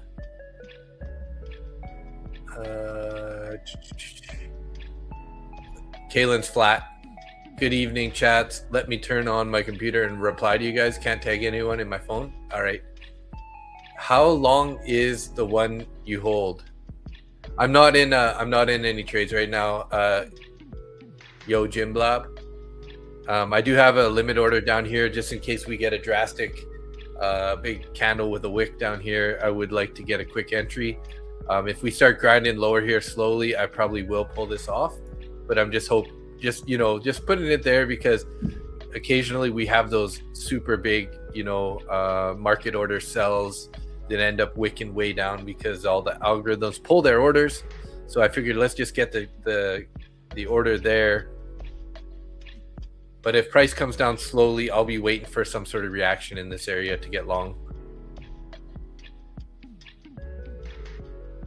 Yeah, so JD, I know that they're blocking the strait, but who are they blocking? Are they blocking like the oil traffic, or what? Is it just blocking everybody, or are they only blocking Iranian boats? I'm just curious if you know that tidbit of information. Waterfall incoming. Hey, Paldo? See, there's one of those wicks, guys. There's one of those wicks. What's oil doing? Is oil popping right now? Oil didn't pop, though. So anyone who had their order down at the 50s, they got tagged in there. Who was that? Somebody earlier was saying they had a short looking for the 50s. You got that trade right there. Got your TP hit on that wick? Nice job. Yes, AG. Good job. Yeah, pretty high volume on that. So, and CVD went from negative 417 to negative 900.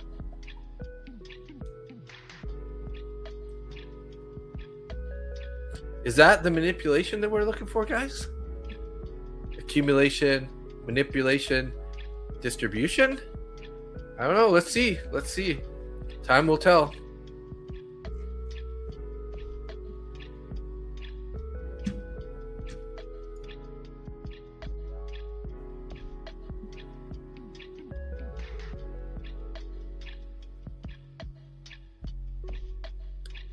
Sharpie had one trade and it was green. Watched most of the evening.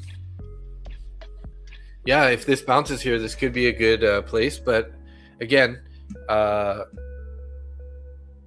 it might not, right? It might not. Because that was pretty high volume and not much of it was like buying volume, right? A lot of it was selling volume. The CVD went down here quite a bit.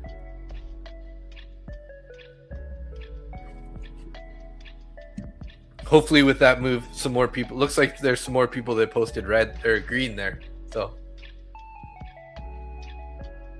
no one knows. Just seems like they're trying to take control. Iran was charging tolls and controlling traffic. Yeah, they don't want to let Iran have too much control, right? So, or Iran, I should say. Bears news if you're talking what he opens, though. Who knows? Yeah, that wick was a new hourly open. Oh yeah, good point. Yeah, that was the what is it? Midnight candle. Speaking of midnight candle, I'm gonna set my midnight open price now since we just did that.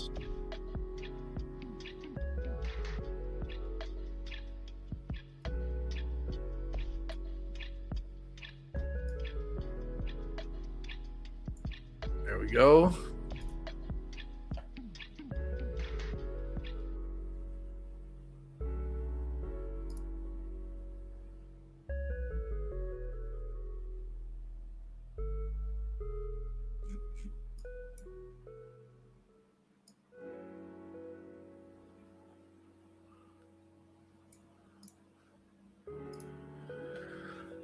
Well,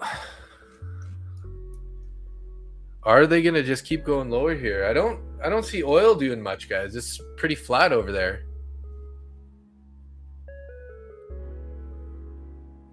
Balaram, do you have liquidation heat map on the left?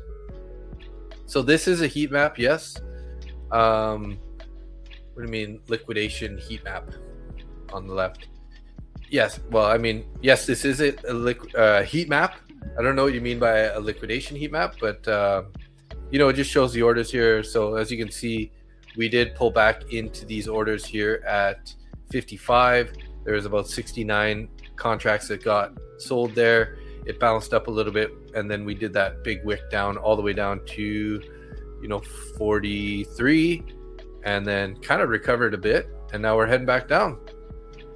But looking like they're pulling a bunch of orders off below. I don't see much below. Now I only see orders above here, 57 and 60. So those could be people trying to add to the short position here. So we'll have to see how this ends up playing out. Honestly, Iranian show stay in Iran. American show should stay in America. British stay in Britain. Chinese stay in China. And India stay in India. Why people want to go all over the world to fight and die. Yeah, I agree. War sucks. It's not good for anybody. Except for, I guess, the corporations that are making the items that get used in the wars, right?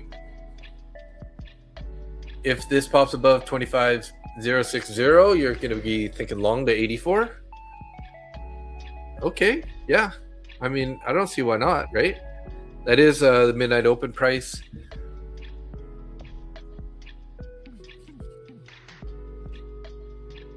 There you go. We're breaking up above 60s at the moment. We do have the 9 and 21 EMA there just crossed. And so you're going to have to break those levels here. 62 is the 21 EMA. I don't know that we're going to be, I guess you probably want to wait for a closure above 60, maybe a 5-minute candle closure above the 60s and then target the 80s. I won't be taking that trade. I mean, I think there's a good chance you could get there, but I just don't know how long we're going to trend down here with this current bull flag that we're in.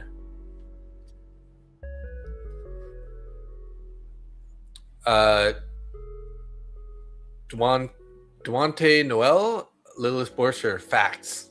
Yeah, I agree too. Everybody should just kind of, I wish the world could sort of go back to the way it was and just everybody mind their own business, stay in their countries, and do the best that they can to have a good life in your country.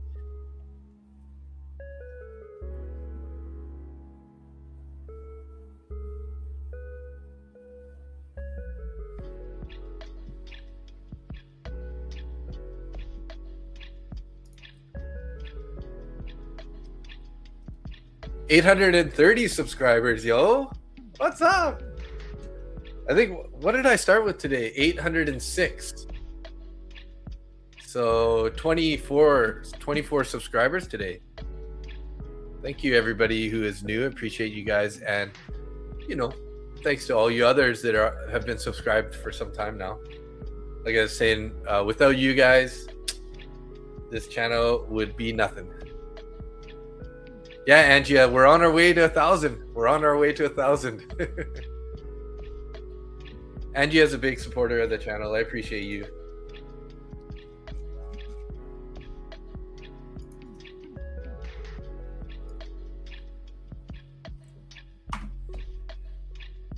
There's a link to the free Discord channel, guys, if you want to join.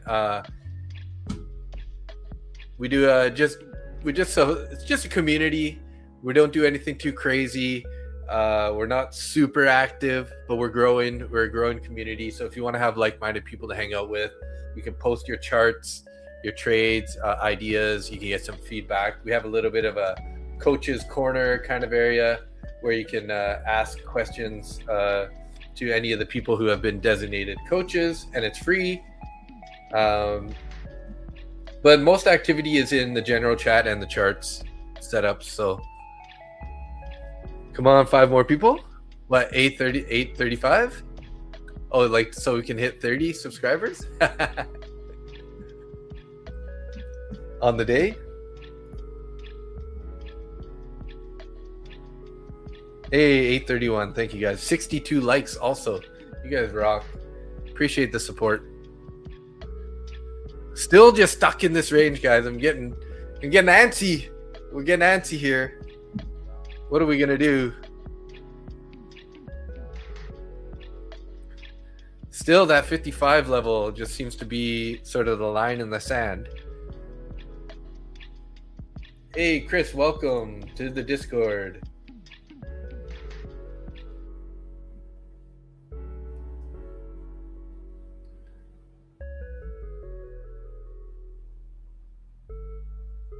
Angia, did you ever get any update on that prop firm match account that you won?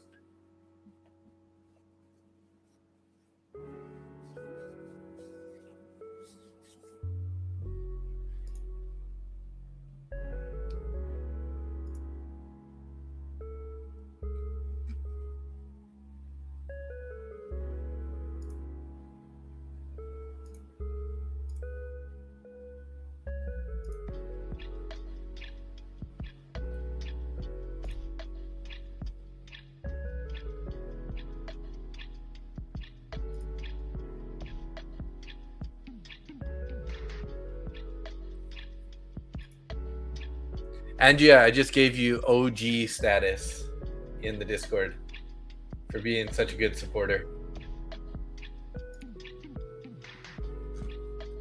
Almonds posted a L4 and fib are aligned. Okay.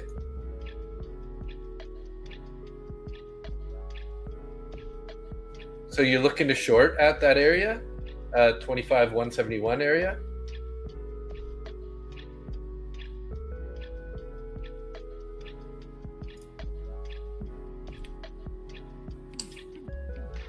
I saw an interesting video.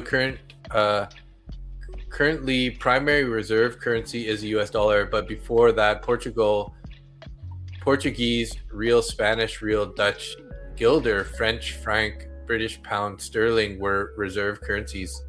Yeah, maybe US dollar time has come.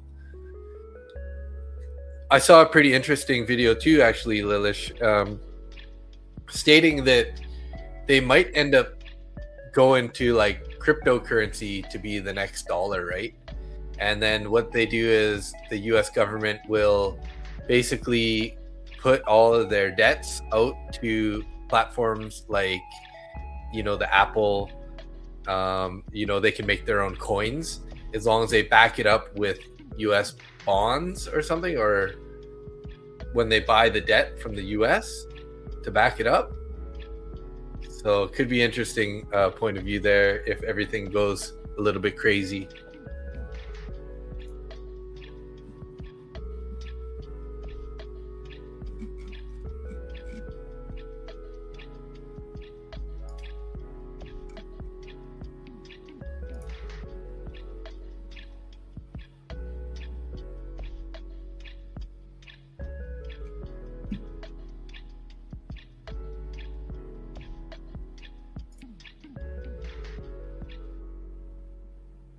You're in? All right, good luck to you. Good luck to you. CVD is a little bit climbing there on NQ. What's ES looking like? ES is pretty flat still, but it did climb a little bit.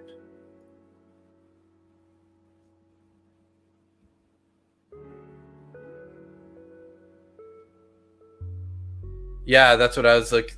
I was pretty interested in that point of view, JD, because in a way, basically, the U.S. government could distribute all of its debt to like all these big companies who have active apps, and then they basically they have to buy those to back any built-in cryptocurrencies that they add to their platforms. They back it, like a stable coin idea. They back it with government debt. They buy the debt from the government, and then it's sort of if we hold some of their coins on their platform, then there you go, Sharpie, look at that, right up to the top of the channel there. Nice trade there, Sharpie. I'm gonna close the poll there, guys. So we have 33% green, 32% red, and 33% flat. So it's all pretty, and we're still getting some votes in here. Actually, 40 people voted, so it's pretty mixed. 37 green. I was about to close it, and then all of a sudden I see all these people. They're green now that they got this long. Nice job. Stable coins are minted against US dollars, so companies like Tether buy US bonds and mint USDT. But the same thing can be done with Euro GDP and CNY. Okay. One micro 325K accounts at 25.55.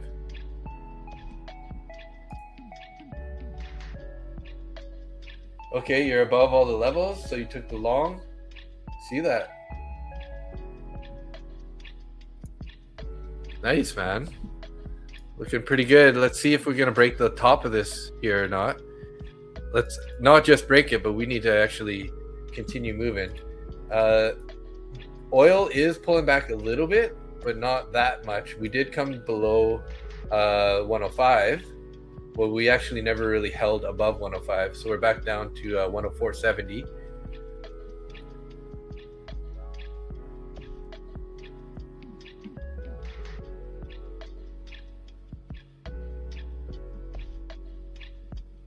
Yeah, that's kind of what that's kind of like what the video was saying, Lilish, is that they could sort of like put out their debt to all the like big corporations that have trusted apps, and then the people can basically like buy that debt, leave some of that currency on the app to like get rewards, right? Whether it's discounts on prices, or maybe you get paid back in some sense.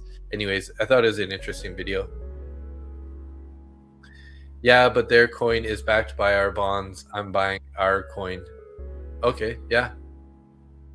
Secondly, big investors are likely, like BlackRock, converting their shares holding into digital tokens and will list on crypto exchanges so they can buy a fraction of the shares of Apple, Meta, and Microsoft. Yeah.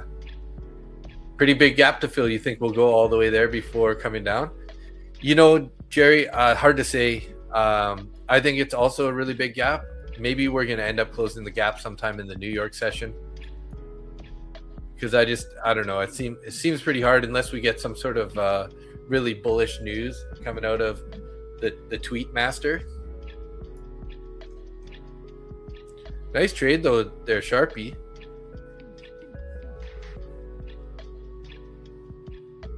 This is how US is creating demand for the US dollar. Yeah. I mean, they haven't lost control of the US dollar yet, right? But a lot of those, you know, a lot of those other big countries like Russia and China, they would love it to change, right? All right, so 46 votes in the poll here. 41% flat or green, 28% red, and 32% flat. So it seems like more and more people are getting green as this price action's going here, because this bull flag is playing out here. Ooh, pretty little bit of a pullback there. CBD did not drop as much as we pulled back though, in my opinion. So let's see how this plays out, but seems like buyers are gonna hold this, but not financial advice. Let's have to see how this plays out here. Hopefully that wasn't the manipulation.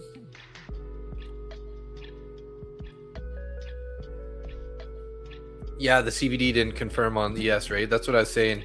ES CVD was still pretty flat and climbing a bit, but pretty flat, right? Not a super strong climb. But it also didn't really drop in that pullback either. So it's a bit of a mixed bag at the moment, guys. We're gonna end the poll here though. Thank you for everyone who did contribute to that. 41% flat, 29%, or I don't know why I keep saying flat. 41% green, 29% red, and 31% flat. So thank you everybody, appreciate that. Good to see how everybody's doing. Hopefully if you're red, you kept it tight. Maybe that was just another chance for an entry here. Skeletor just dropped in. How are you? I'm good, thanks. How are you? 900 is so tough to break. Crazily tough. 900 what? 900 on MES? Or are you talking about subscribers?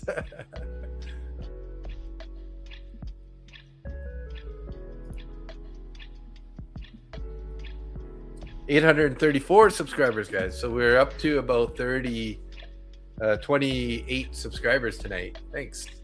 Thank you. 900 subs? Yeah.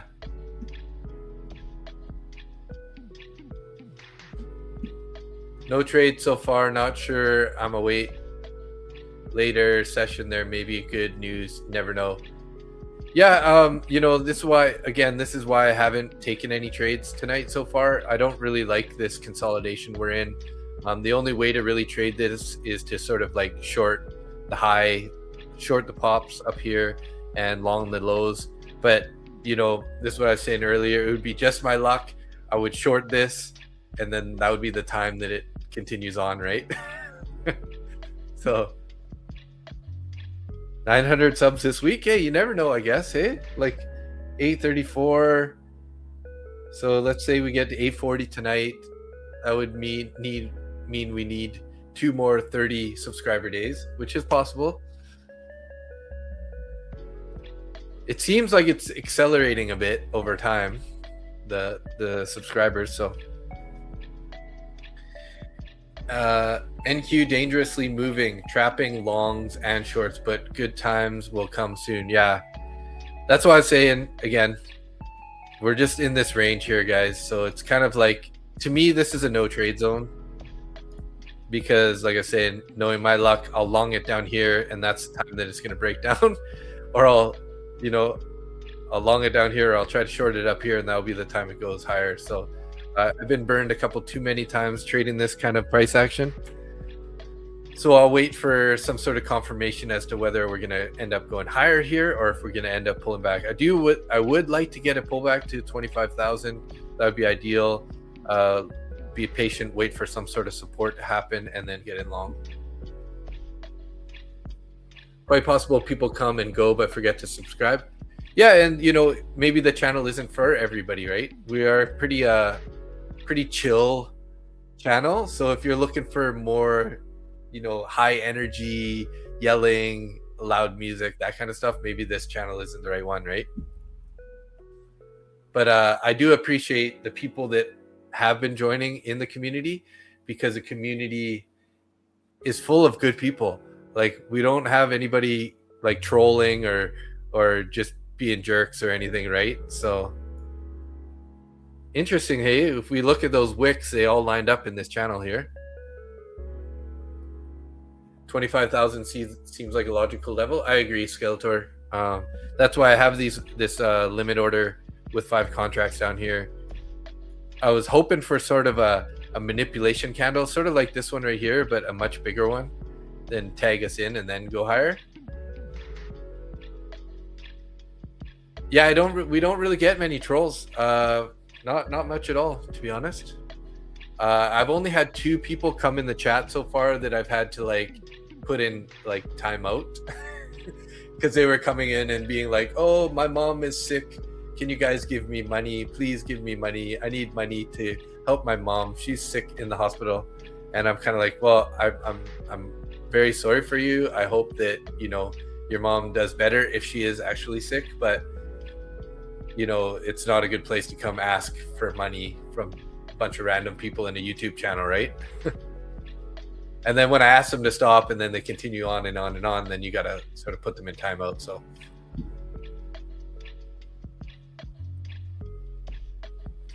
people expect every minute a trade, jumping, shouting, that kind of energy. Yeah, I think so. Gold having similar up down moves right now.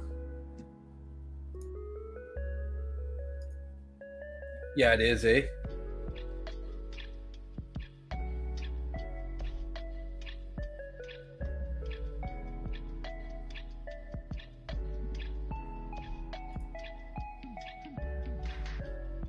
We will have PPI news tomorrow. Tuesday, no news. Okay, thanks, Andrea. I didn't see that yet. So when is PPI here? That is tomorrow is the 13th. Yeah, tomorrow's the 13th. PPI. I don't see PPI on the 14th.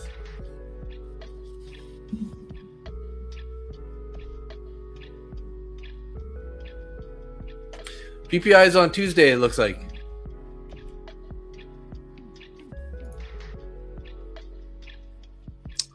You get only honest, transparent traders. Remember the trader who lost 48K? I forgot his name. Yes. Who was that again? That was...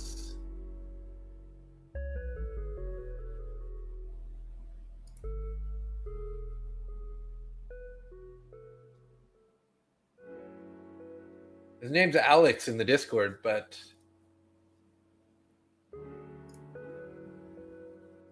Yeah, this guy right here. Couldn't believe that.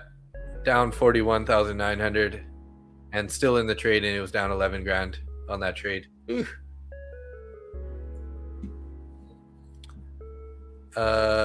Let's see here. Irv Dog, what's up? Yes, I'm from Canada. Could you tell because I said A too many times or what? I'm in a little town called Mission. I'm about 1 hour drive from Vancouver, British Columbia, Canada. Plenty of people don't want to watch Patrick Whelan. Yeah, yeah. I remember when I first started watching futures, I did watch him a lot, and then at a point there, I was like, man, I'm kind of getting tired of watching this. And then, I go back because I like D Money, and I like, it's interesting to watch sometimes. Is the heat map the only way to see how many contracts are sitting at different prices?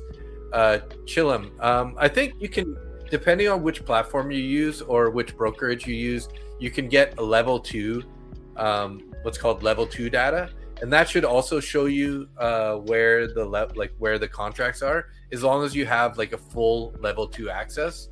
But quite often you might have to pay for that. But yeah, this is a good way to see all the orders, all the resting orders, whether they're buy orders or sell orders or stop orders.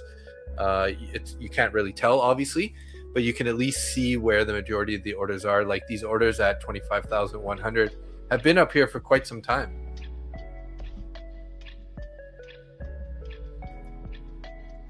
BPI Tuesday, yes.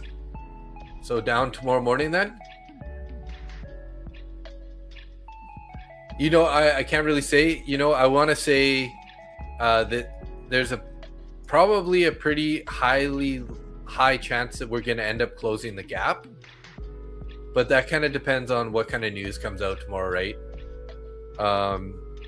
You know, currently we're looking like we're in a bull flag trying to break out to the top side. Now, I think it's pretty far for us to try to close the gap tonight or even in the London session. But after we see what happens in London, if we end up being up around 25,200 area by the end of London, you know, I don't see any reason why New York won't close the gap, right?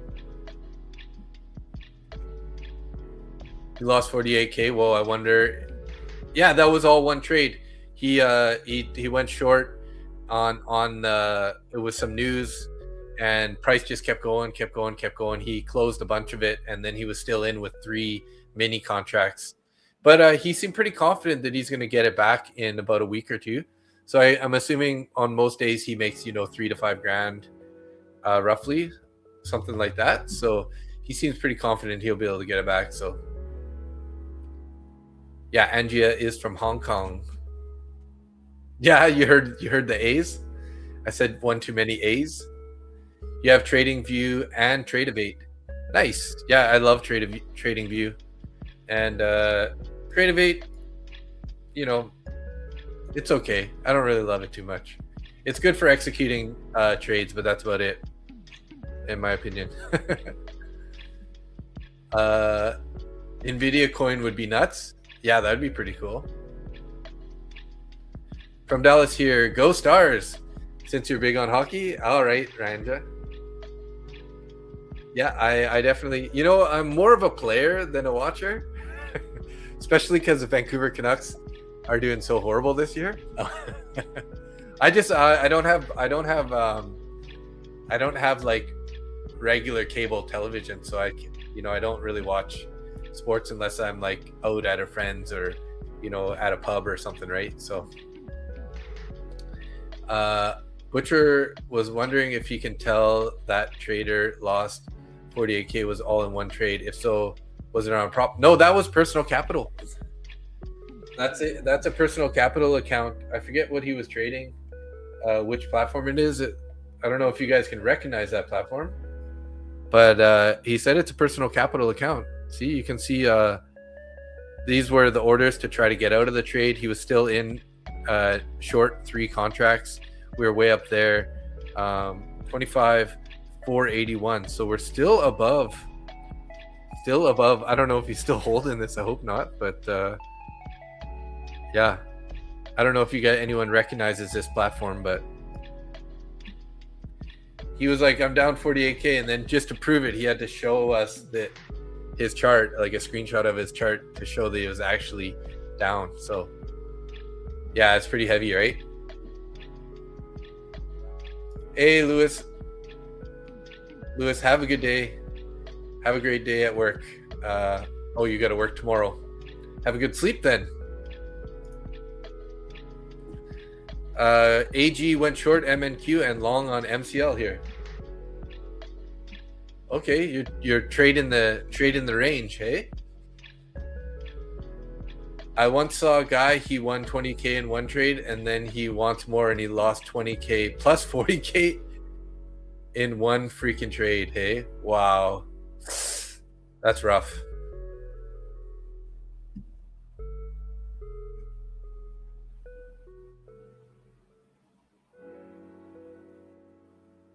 Yeah, Lilish, it was like, 20 minis or something deep, right?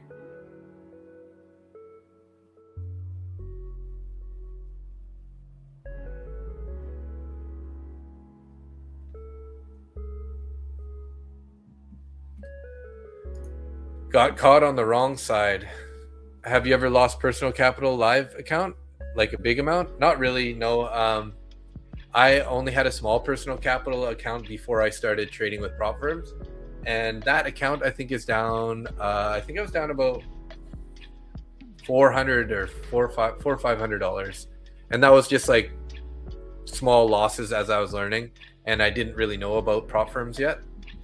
And then since then, I got into prop firms, and I haven't really, I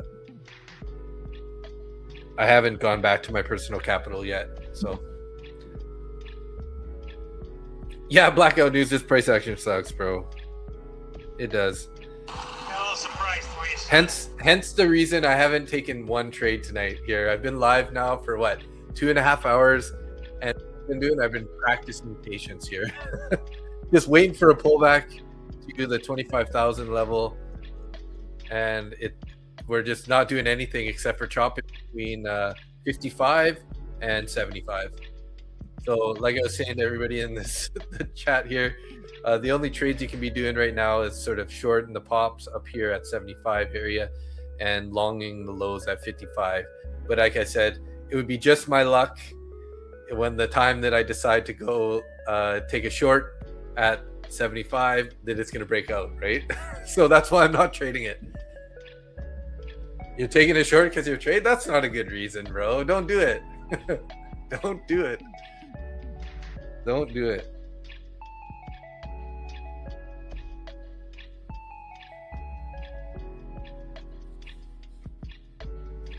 Raj, what's up, cuz?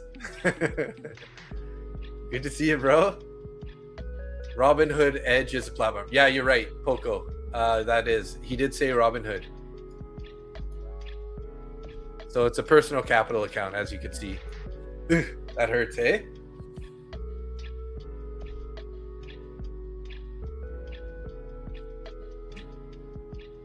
Don't do it. I second that. No, because we broke a trend line, a Tory tan line.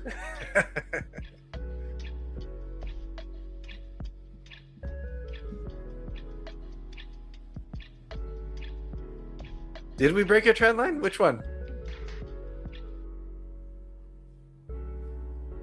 We're at the PLC. We are, yes, Wayne. We're at the developing point of control right now. That's this these blue and yellow bars on the left side here, and the white line is the point of control. So we keep moving away from the point of control and going back. We keep going away from it to the top side and pulling back. So eventually we're going to move away from the point of control, the developing point of control anyways. But when is that going to happen? I mean, your guess is as good as mine at this point.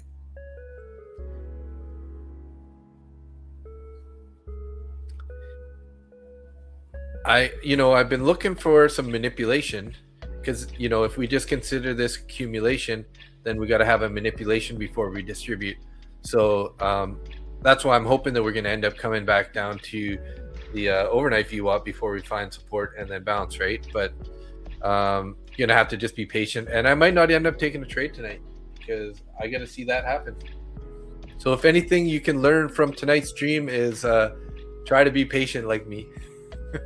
Don't overtrade. It's not worth it in this price action. I just find I don't see the risk to reward in the price action. So yeah, it's going to break eventually. Just got to be patient. Yes, sir. Exactly. Hourly trend is still uptrending, and uptrend not canceled yet. Yeah, I can agree with that also, Lilish. Yeah, no trading is also trading. It's capital preservation. Oh, the 1 minute trend line? Let's see.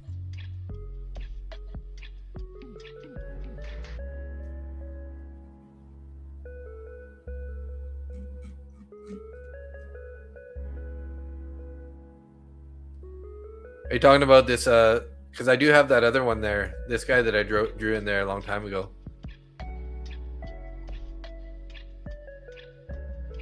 We did kind of just break down in that.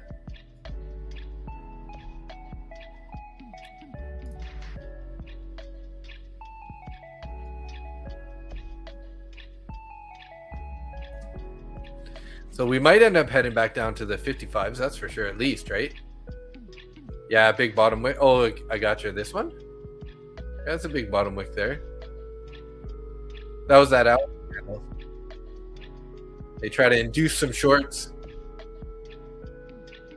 Butcher crushing it with 100 viewers in the chat. Let's go, freaking baby. Let's freaking go. I know, right? How often do you see that? 100 people in the YouTube channel. That's a pretty rare situation for me. Puts a big smile on my face. 841 subscribers, bros. Thank you. So we had a 806 to start the day.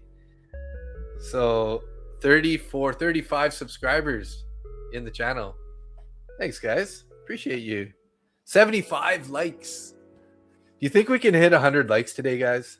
That'd be pretty sick. I think 100 likes is probably one of the highest amounts of likes that I have ever had on a stream.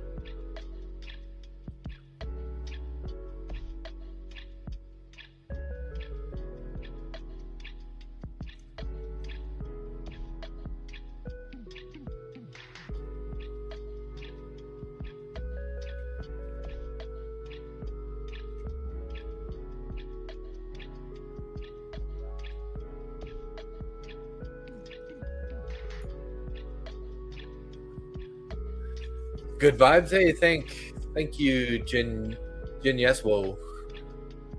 Appreciate that. I just told my wife's boyfriend to like the live as well. Hey, thanks.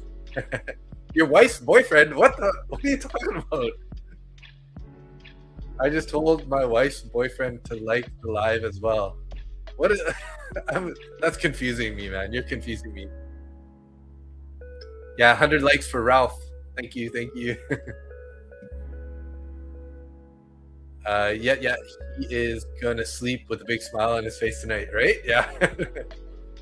And Skeletor, I've been meaning to ask you, did you ever read any trading psychology books early in your trade career? The Best Loser Wins would be one that I would definitely recommend. Where is I think I even posted in the Discord some of the books that I thought were good.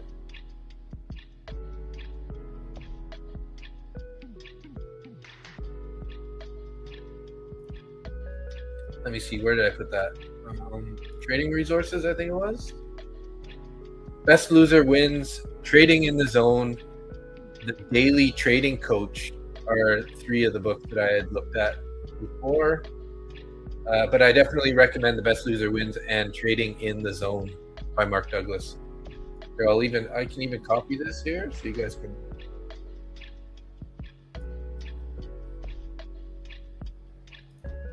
I'll throw this in the chat.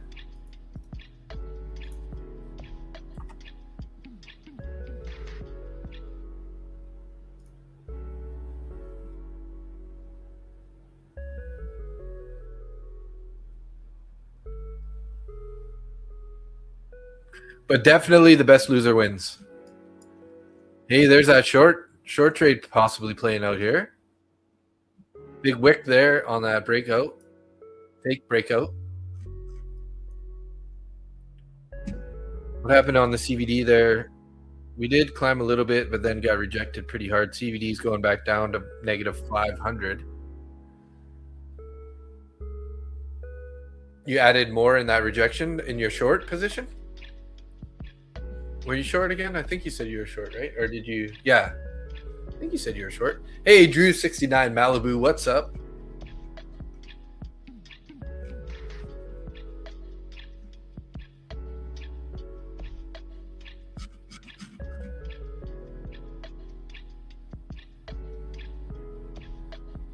$50 EMA is support at 25,068.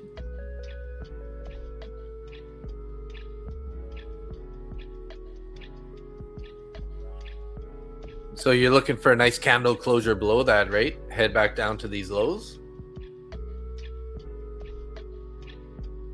We'll close if it reverses here.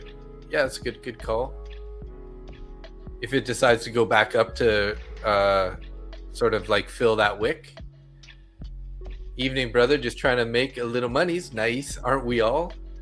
Although I'm just working on saving money tonight. No trades so far have been flat. So unless if you're planning to trade the range here, I wouldn't be taking any trades at the moment. But if you're gonna trade it, definitely I would be trading the range until we break out, and then obviously be careful because short up here, and knowing my luck, like in the past, I'm gonna short up here, and that'll be the time that it breaks out, right? So that's why I haven't been taking any trades yet. Capital preservation.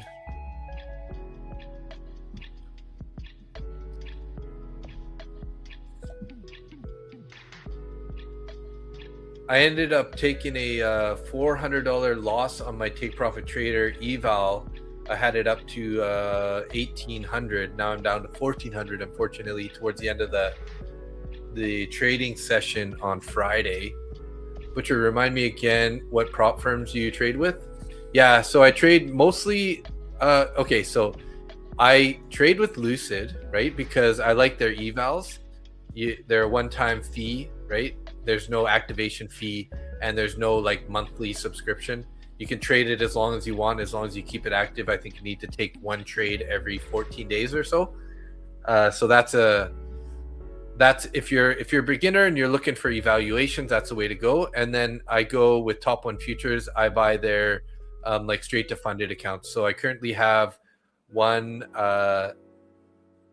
instant sim funded here. So this is a straight to funded, and I also have one Ignite instant funded 50K account. So if you're looking for straight to funded, I recommend Top One Futures. They have a little bit better pricing on their straight to funded. But if you're looking for evaluations that have great rules once you pass, Lucid is the way to go. And Lucid is super popular, right? So you got sucked in on both sides. These bastards suck. Yeah, I know, right? Yeah, Lucid's great. Especially these, I really like these Flex, Lucid Flex accounts. They come in pretty cheap. They're like, well, it's 98, but you can get it cheaper with my discount code MBT, Market Butcher Trades, MBT for short. And I think it comes in around $90. And then once you get funded, you have to have 5 days of $150 at a minimum.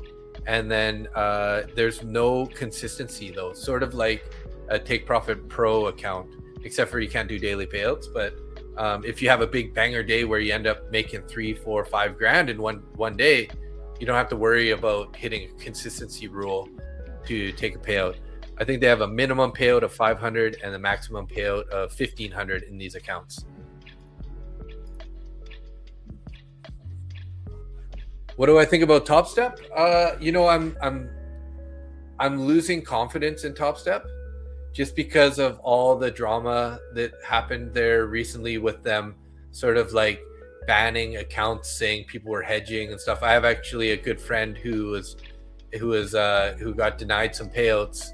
Well, he got his account locked for hedging, which he looks back at his record and he was not hedging. Like, he has, records, and he's been arguing with them over that. So there's a little bit of concern with how strong of a company they are, because they keep sort of like shutting down people's accounts. They stopped allowing you to trade metals and stuff.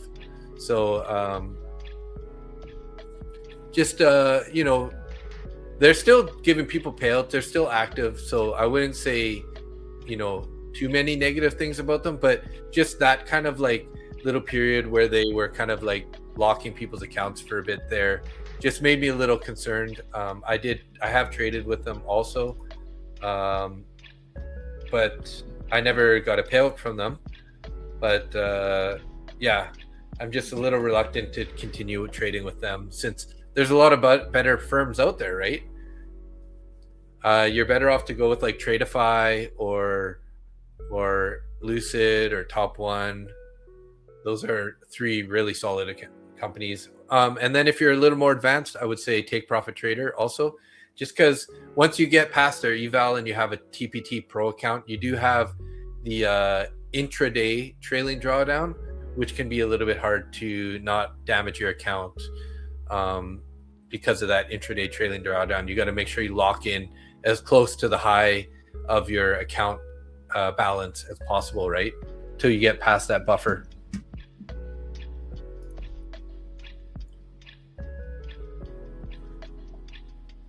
$843 subscribers, yeah, 80 likes, and 90 people in the stream right now. Do you think we're gonna get an extra 20 more likes, guys? What do you think? What do you think? We can get there? 843. So that we started at 806. So that's 37 subscribers tonight. That's awesome. That's a pretty good turnout.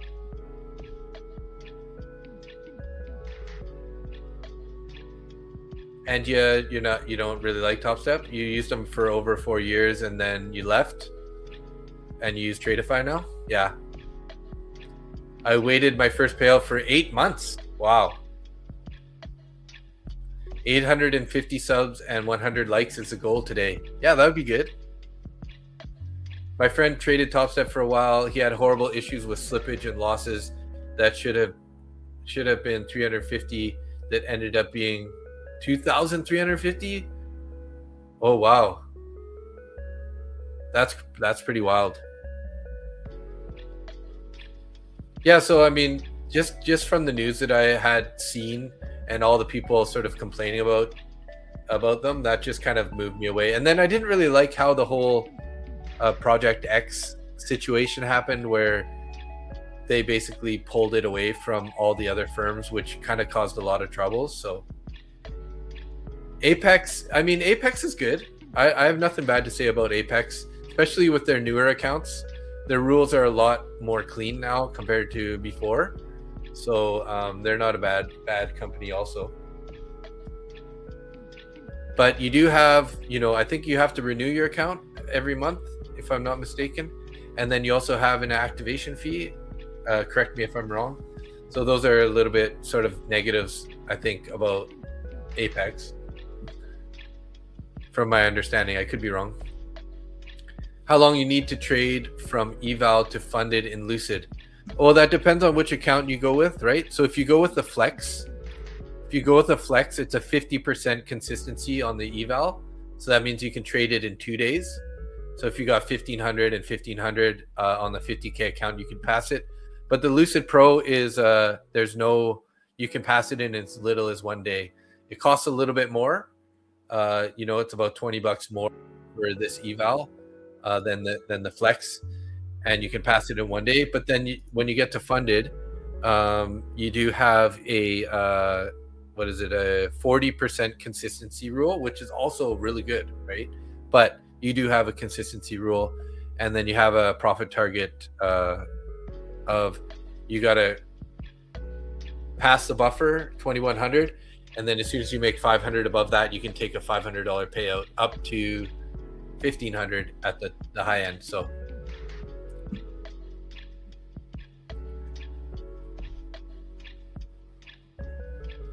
you do like their YouTube content, Top Step? Yeah, it's not bad. It's good that they have, people trading to show that they're, show their stuff active, right? So sweet, that's what I'm trying to do with my evaluation. I got a 90% off sale promo. Nice. If you don't pass the Apex eval within 30 days, you have to reset the account, otherwise it goes dormant. Yeah, see, that's what I was talking about. So there's that time pressure on it, right, which I don't really like. And that's the one good thing that I like about the evaluation accounts from Lucid, right, is there's no time pressure. Breaking out here, guys. Crude is not doing anything though at the moment.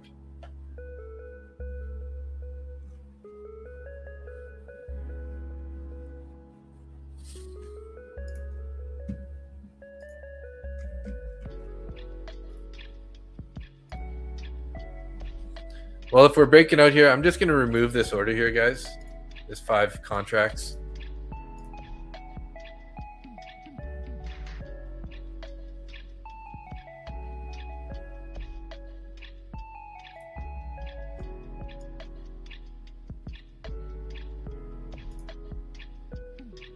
Well, I did try to take a short scalp up there at 89, and it missed my order with a pullback. So I might end up being patient here.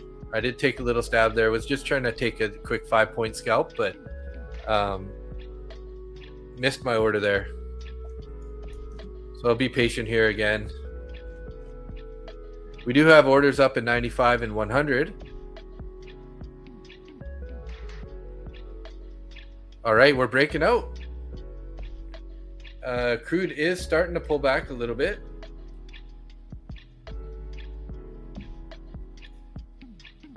TP1 hit on value area high. Nice job. Nice job. Good job, Wayne. And Sharpie's TP hit. Nice. I just started it. I have to take a 50K account to 53K to pass. Yes, Chris.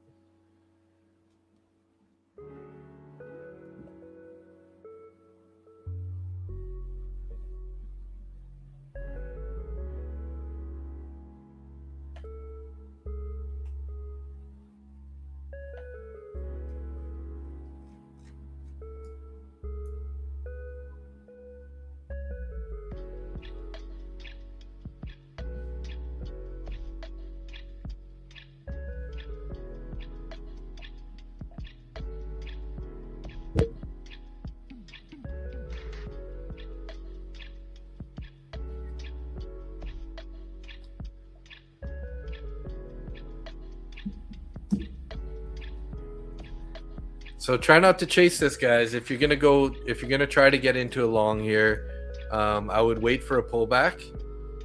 You know, try not to buy it at the highs here. We do have some increasing volume, so that's a good sign for the bulls anyways. We're in positive CVD now also. We're up to 350.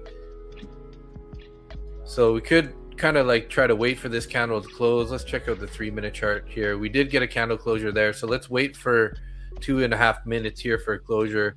We could potentially get a continuation long in a fair value gap here, but we need this next candle to close first. Yeah, big volume on the 5-minute.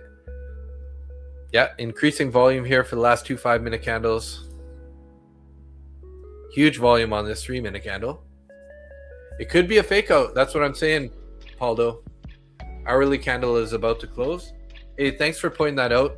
That's really important to note, guys. We do have the hourly candle coming here. Let's take a look at the hourly. Oops, moved that midnight open price.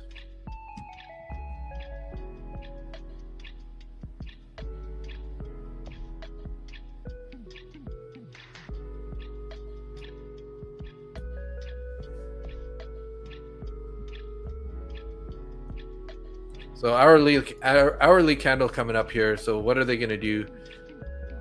So the 200 EMAs on the one at 25,100 on the 3-minute chart. Hey, it's up at 140 on the 5-minute chart. L5 is 25,080. If that holds, TP will check the big picture post.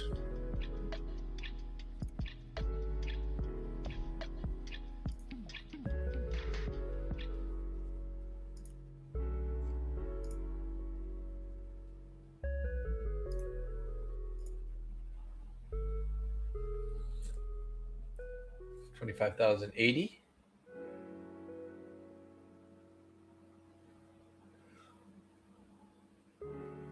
And then 171. Okay, gotcha.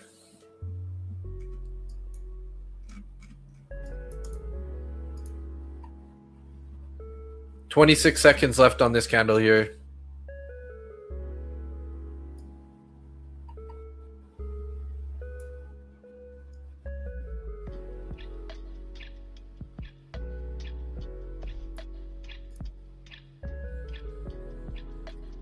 Thanks, Butcher. I'm good for today. Another green day. Aloha. Hey, good job. Ginny's World? Is that what it's supposed to be? Ginny's World? Yeah, 5 minutes closing week, right? We dipped into those orders at 95. We didn't tap the ones at 100. So Jin, yes, world. Okay. Nice.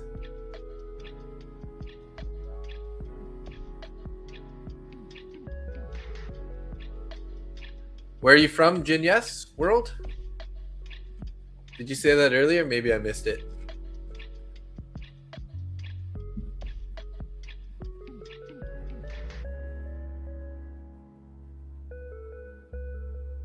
Yeah, the flex is a good count. Oh, of course you are. I should have known when you said aloha. Right? My bad. Feel like a dummy now. Oh, so are we just gonna head back into the range here? Jeez, guys.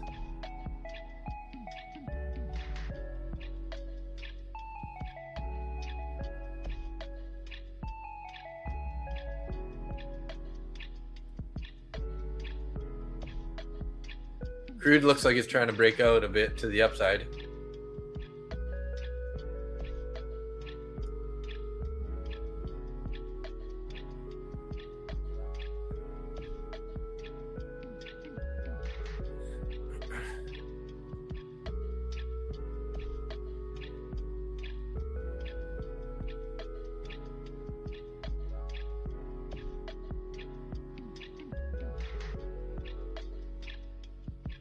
Okay, have a good one, Jin.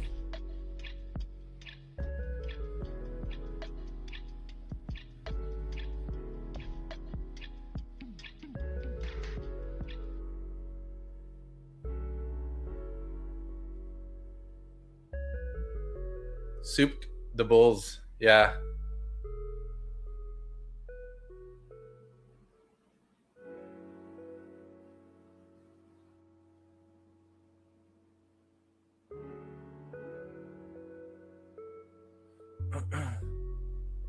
Well, that could just be the retest of the breakout, guys. So we'll know a little bit more in a few seconds here.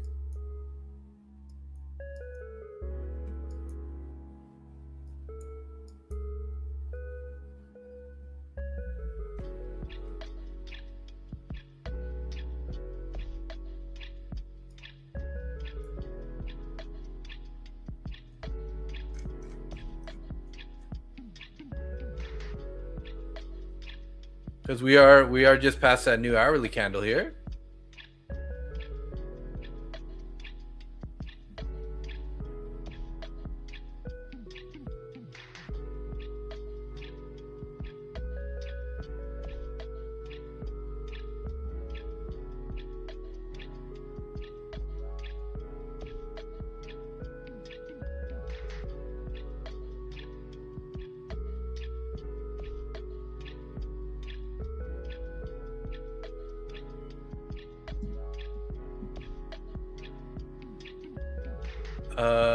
Three-minute candle close above 081. I will enter long for the 25 171.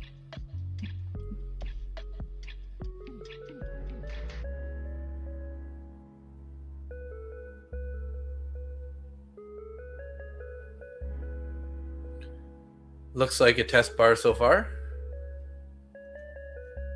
Yeah, so far it's looking like they're just retesting the breakout, but we'll have to see how this continues here, what ends up happening.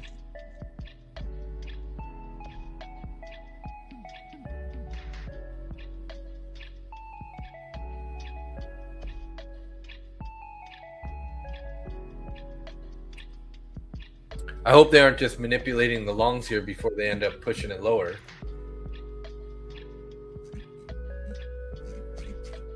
So you're looking for a 5-minute closure on that? Oh, 3-minute candle closure above 81. So you got a minute and 12 left on this candle.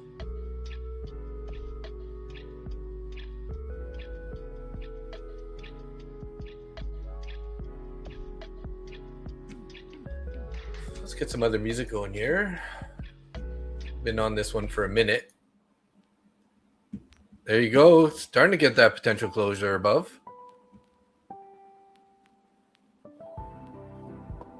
45 seconds left.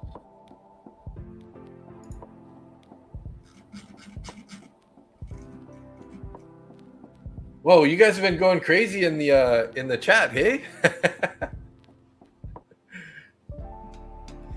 Welcome everybody. Chris, Morgan, Fraser's mom, and Wise Trade. I used to options and getting started into futures. I'm still trying to get a feel for it. All right, Chris.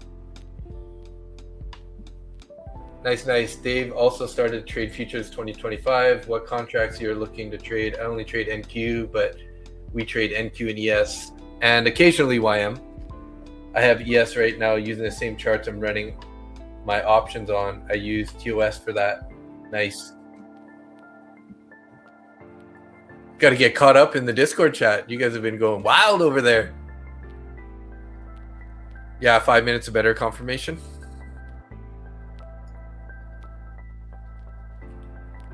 $342 left. Mr. Mustang trades ES more, and if you have time, you can join the live stream in the morning in New York Open. They answer every question on the stream. We do discuss trades on the live stream as well. Very good, very good. In your opinion.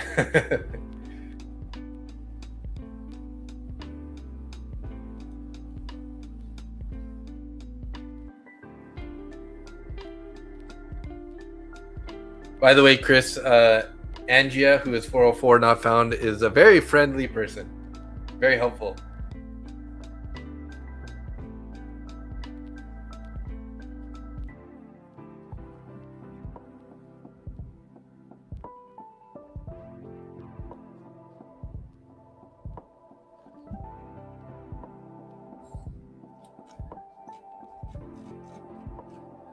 Oh, guys. I just don't know what to do here. We're just kind of still stuck in this range, in my opinion. Big wick up at the top, pulled back. I mean, if we start getting bullish here, yes, we could definitely. Maybe we're gonna head to 100, right? We do have those orders up at 100 here, but I wouldn't be shooting for the moons here, guys. No harm of being helpful and polite. Of course not. Of course not. You're awesome, Angia. I appreciate you. Multi-time frame analysis is your friend. Yes. No time decay here, brother. Yeah, that's one of the good things about futures versus options, right? No Greeks and no time decay.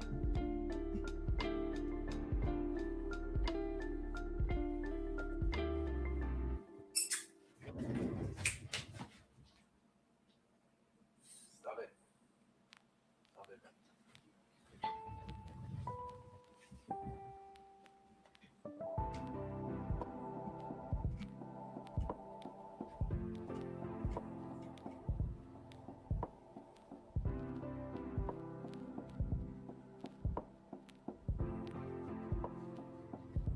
15 minutes looks like it could start getting bullish. Yeah, I mean, if this body here, if this turns into a green candle, like I could definitely see them pushing this up at least to the, to the 100 level. I don't see why not.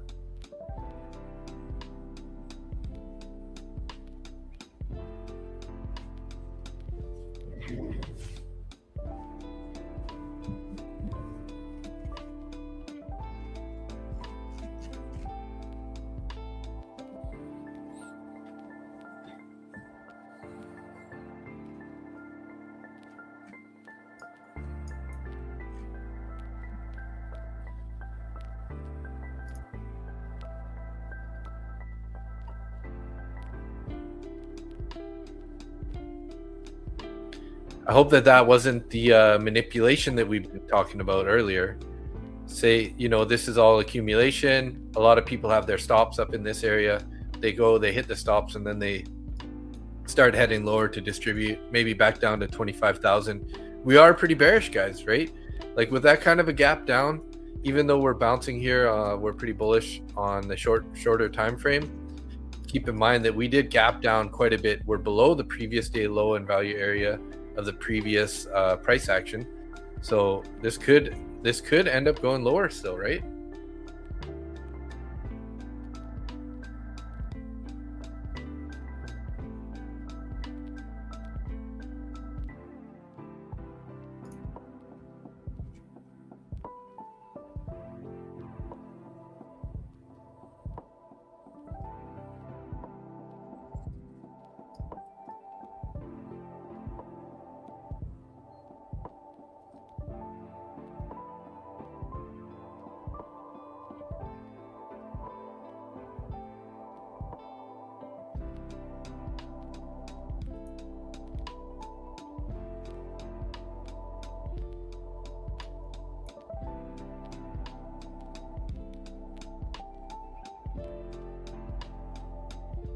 I'm about to hit the sack. Don't get chopped up in up chat. Thanks for hosting, Butcher. Hey, yo, Jim Blab.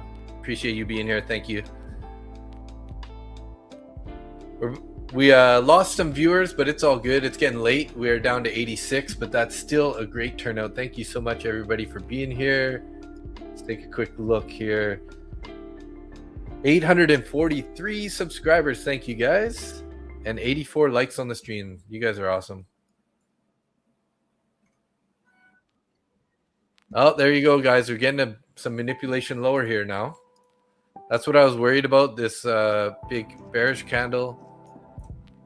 Big wick up at the top there.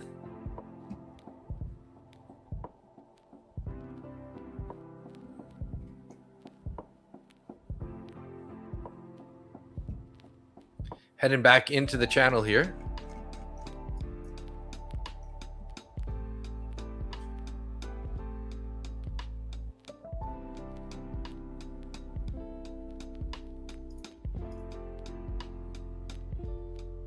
It could go either way. It's possible that it could close that gap before it goes bearish too. Yeah. I just feel like we're going to need some sort of news for us to like close this gap pretty quickly, because it is, 250-ish points, right, to the gap. 228 points, which is pretty hard on an average day for us to do that in an overnight session. Not to say it can't happen, but maybe if they, maybe in London they're going to put out some good news, they could send us going higher, or a tweet comes out and it goes to the moon. No telling. Yeah, exactly, Chris. Yeah, it could be a tap on the 40 and then bounce, sort of back down to the bottom of the channel. They're just trying to like, trick out some, get some longs, stop them out, go down here, get some shorts, and then bounce and stop them out. Get a double manipulation here.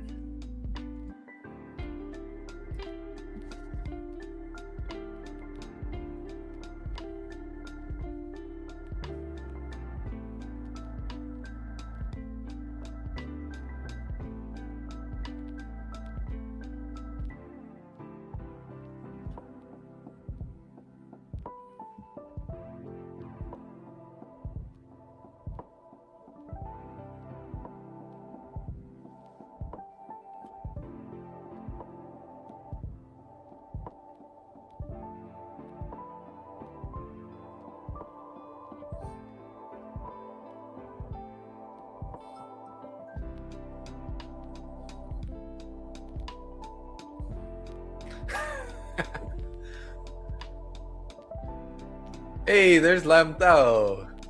Welcome back.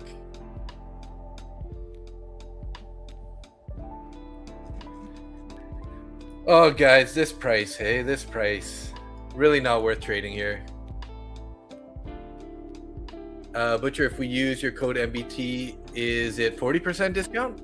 I think you might, depending if you're new to if you haven't used it before, I think you can get 50% off your first 2 accounts, if I'm not mistaken. But if you just go through, go to the pricing page and then plug it in there, it'll tell you what the discount is.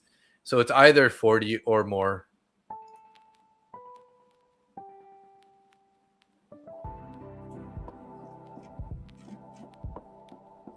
It'll be whatever the best discount is available at the time. I think that they had the first 2 accounts are 50% off. So, hey, Czar, what's up? Yeah, what a gap, right? In your opinion, Czar, is that too big of a gap to close in London without a tweet? Yeah, it's not worth trading this right now. That's why I've been flat. And if I was to take a trade, I'd be going pretty tight.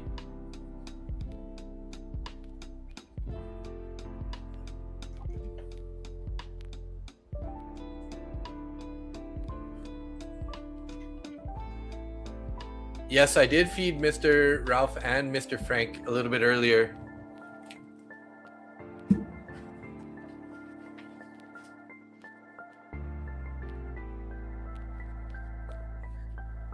This guy wants to say hi again. Hi, guys. Hello, hello.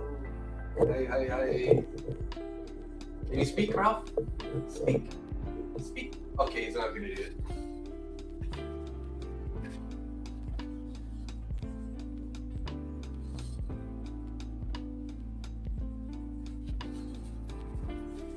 Ralph's not much of a barker. He never was.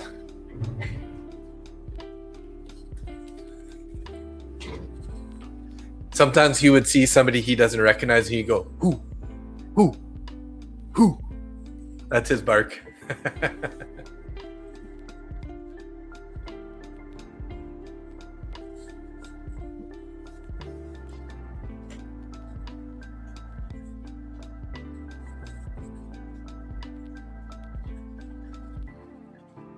You would think the Trump Tower on the moon posts would have shot up the market.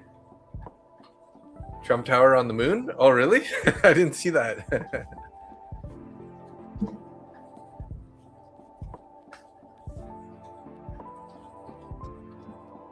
Hello, Ralph. Aw, so cute.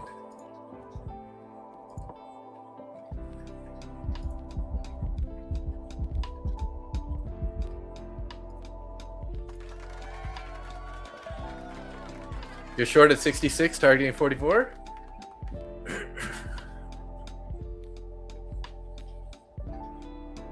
Nice.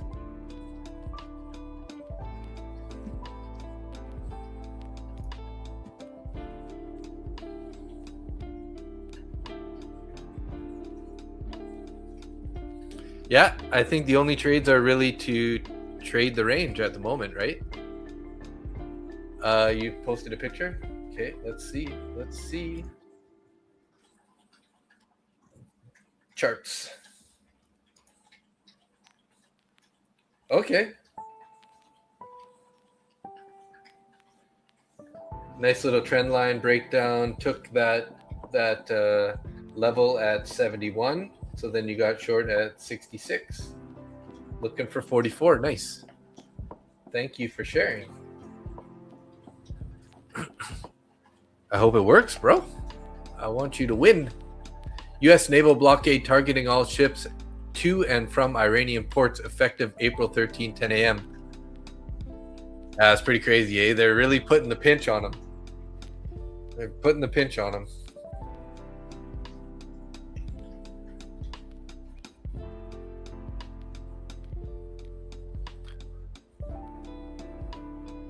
Shot all the way to 26K. Trump will never stop yapping before the war ended. Yeah, right?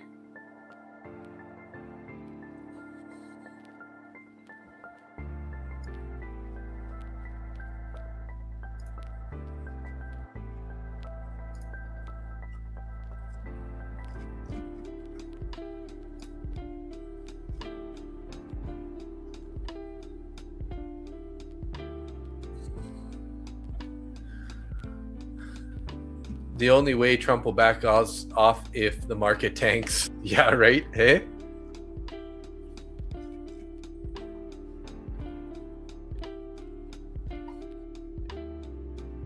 Well, I did notice that there's a whole bunch of oil tankers or, tankers going to the US to load up oil to ship to the rest of the world. So, they're making money, that's for sure, off of Canadian oil. Which doesn't make any sense. We pump all our oil down to the States. And meanwhile, we have higher gas prices than the US does. Our government just... I just don't even want to talk about our government. Nothing good to say. If you don't got nothing nice to say, don't say anything at all, right?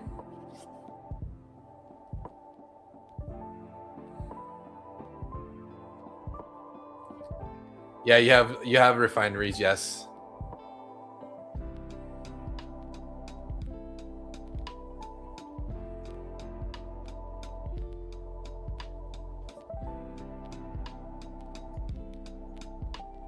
And that's part of Canada's problem, is our current government isn't allowing pipelines. They're not building new refineries.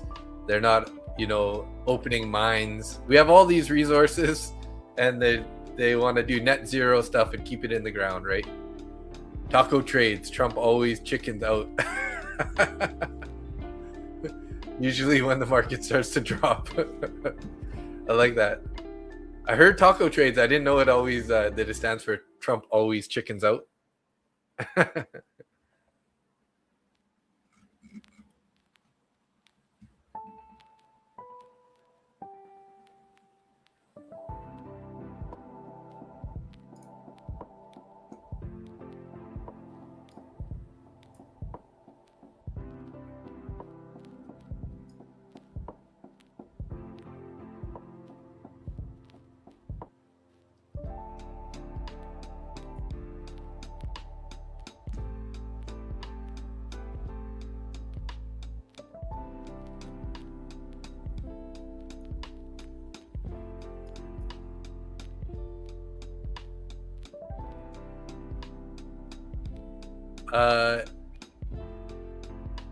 Zara's asking Angie if she's got any trades this evening.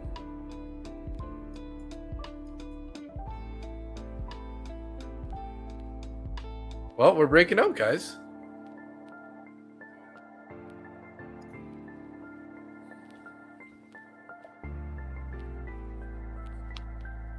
Again here. Found support right at the midnight open price. And this bullish fair value gap.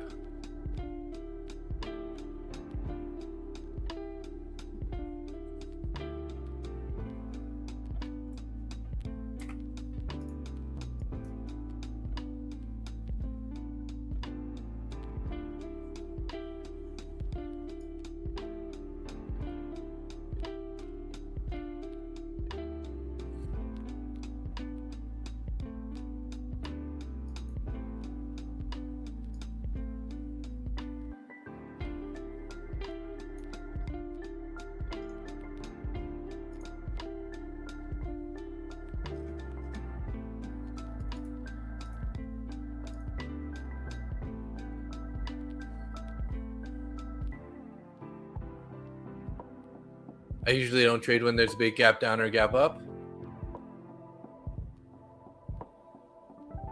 Got back into a long Sharpie. All right. All right, Chilam. Have a good night. Good to see ya. Market does not want to go down today, guys. I think we'll reverse all of the drop by New York close. Yeah, I've been leaning that way too also, AG. I will sit there and watch NQ go nonsense until it makes a real move. Yes. You're flat now after your second TP? Wayne? Nice job. Nice job.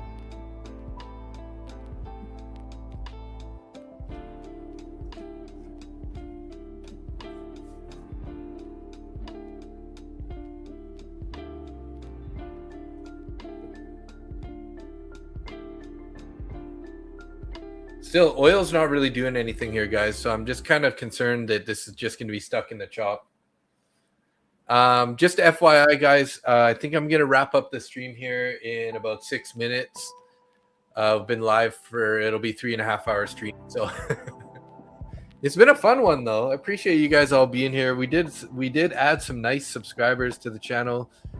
What did we get to? We got to 846. Any chance there's 4 more people that haven't subscribed yet? Maybe? Anybody? And 86 likes on the stream. That's a killer stream today, guys. I appreciate you guys so much. Yes, Sharpie did. He changed, got out of that short and is in a long, he said. Could use 4 more subscribers, please. 3 more subscribers, please, before we end the stream. I might have to just keep it going for a little bit longer here, see if we can't get to 850. That'd be amazing.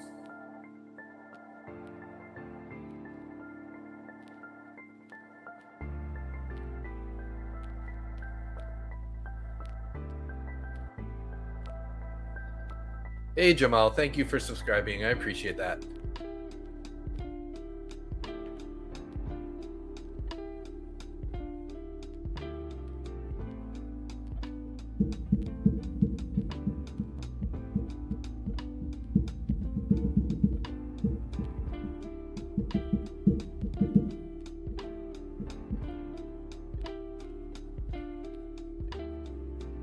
Jamal Arjdal, thank you.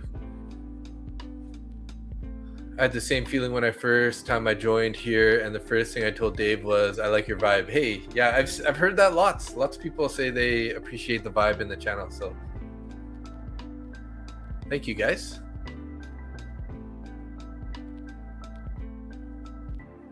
Skeletor, thanks. It must be your computer. Do any of you in the chat have a delay on Trade of 8 platform? Huh? Nope, I don't think so. Usually TradingView is the one that's a little bit slower than Trade of 8.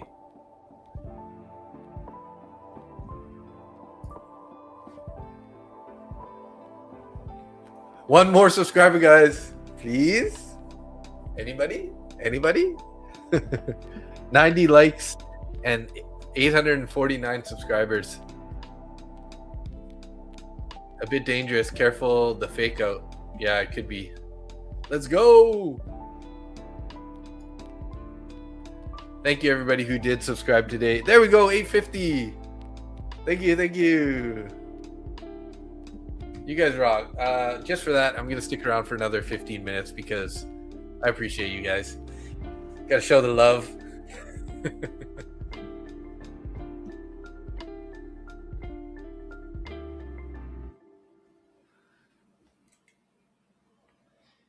You know, it's just hard for us to, like, I feel like we're going to go to that 25-100 here pretty soon.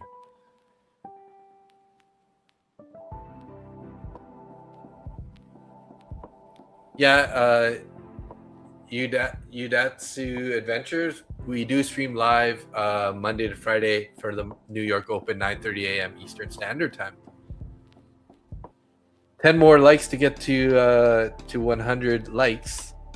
97 more. And 851 subscribers. You guys are really blessing me right now. Right at the end of the stream. Making it so good.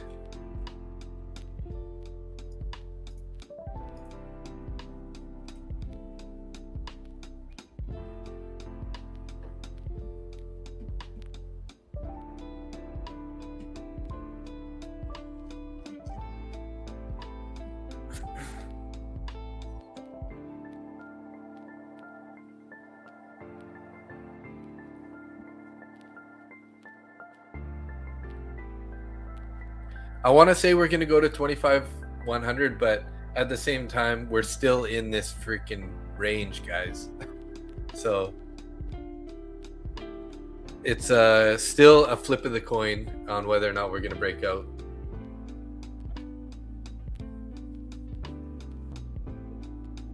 So we did break out of the channel, formed a wick, retested back to the midnight open price, and then bounced off of there really nicely.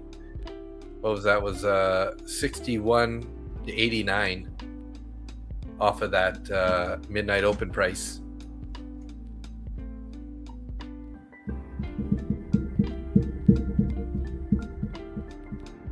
Yeah, Carr was here earlier, quite a long before you got on. He said, "What's up?" Much earlier.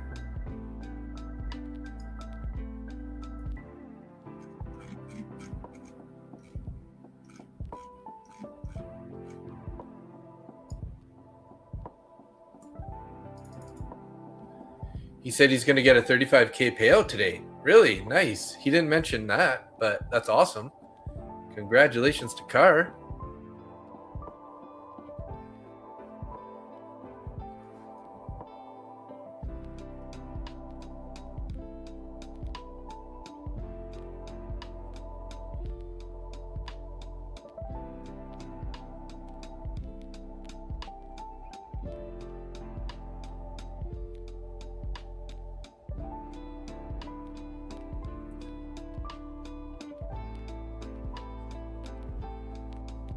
Guess that was the fake out. The second fake out now.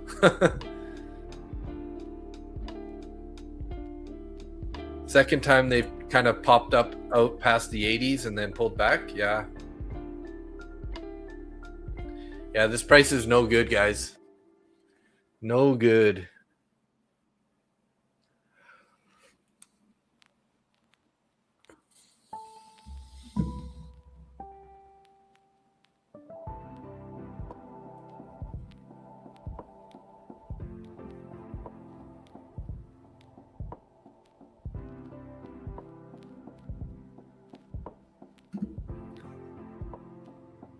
Big pullback again. Man, this price is just nasty, guys. This is not nice. Both sides, yeah. After this fake breakout, and then this fake breakout, and now another fake breakout.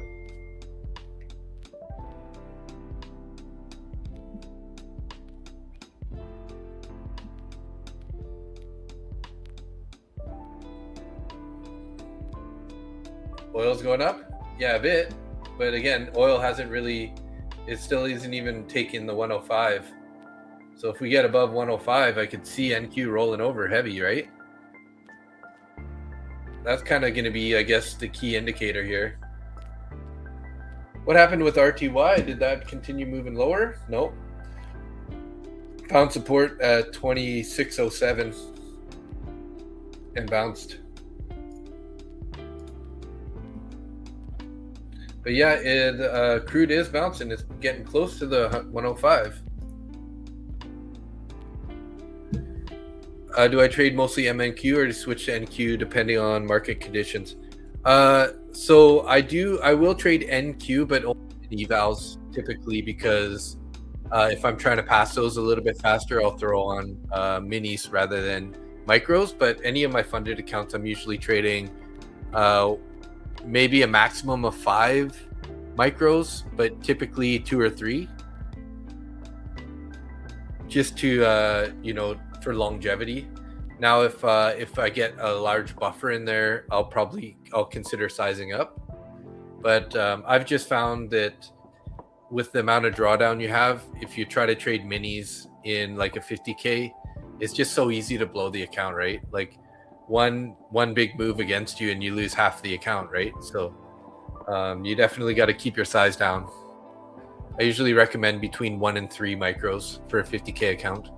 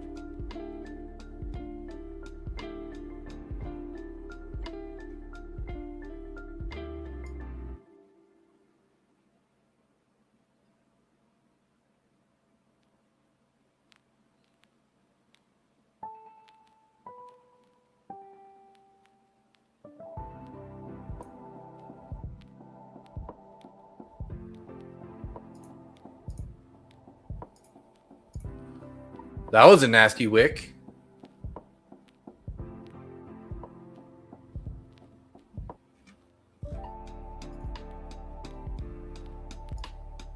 Wow, guys. That was gross.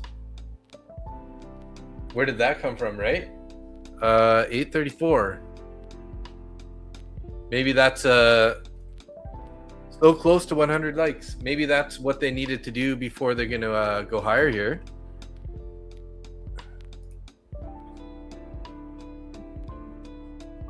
Only 5 more likes, guys. 851 subscribers and 95 likes. Thank you, guys. You guys are awesome. You know that?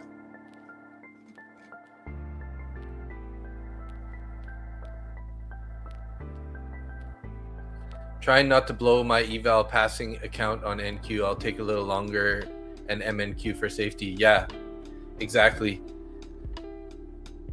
96 likes. Hey, there's Car. Angia was just asking about you earlier. Car. 98 likes. Or 2 more. 2 more, guys. You guys rock. Thank you so much. I think we're gonna have to run the stream till we get 100. Just can't walk away without hitting the TP.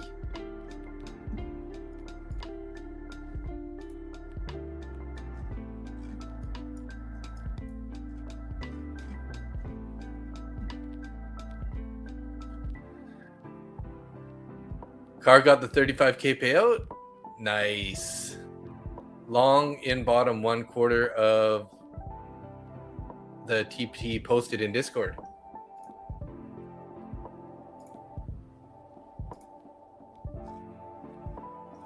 Okay.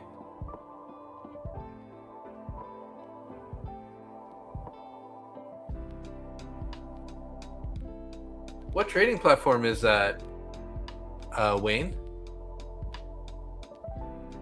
I've never seen this one before.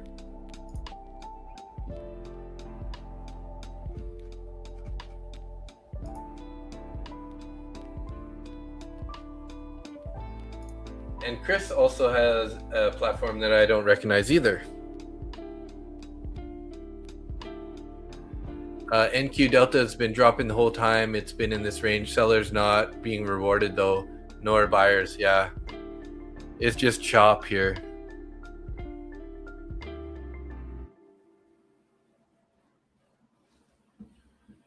The problem is oil's not doing nothing, right? And oil's kind of the driver right now. So as long as oil is where it is, NQ is going to be staying where it is. Gold is stuck in a range. Hell nah, it's been 6 hours. Gold is in a range. Yeah, I know. It's been held steady here.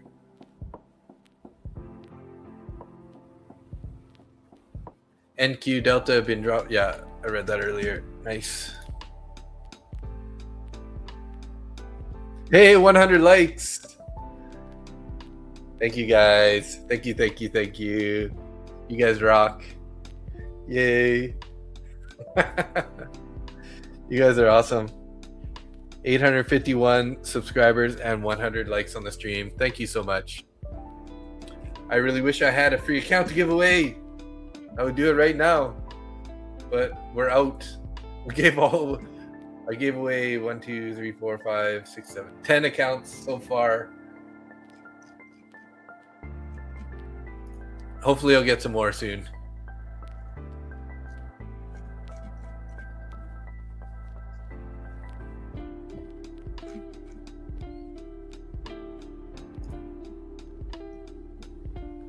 But that definitely needs some celebration here for 100 likes and 850 subscribers. That's a huge milestone. Thank you so much, guys.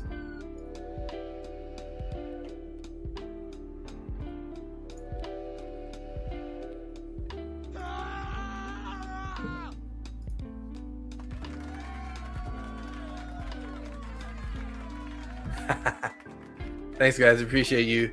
Thank you for all the support. You guys rock.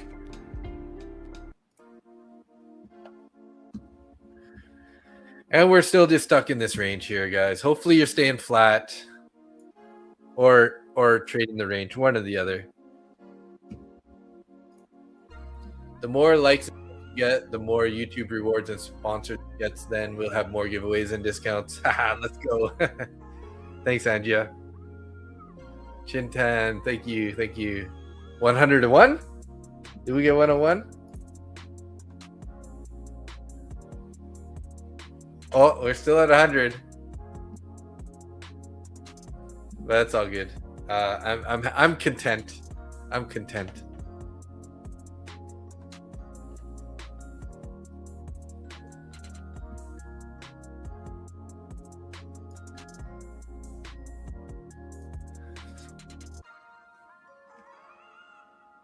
Popping up, selling off. Popping up, selling off. Huh. You know, as soon as I get off the stream here, that's when we're going to get a big move, right?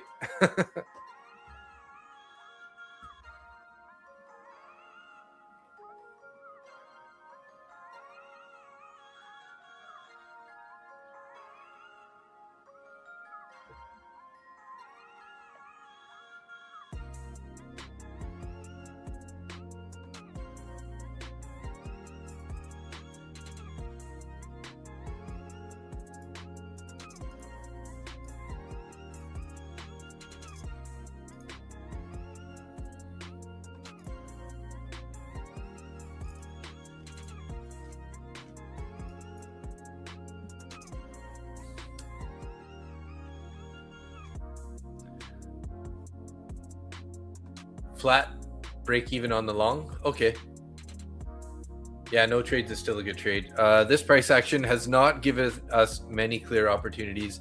I mean, in hindsight, if you would have just bought any of these lows, you could have sold it anywhere up in sort of, the 80 area, right? You could have rinsed and repeated that a couple times there.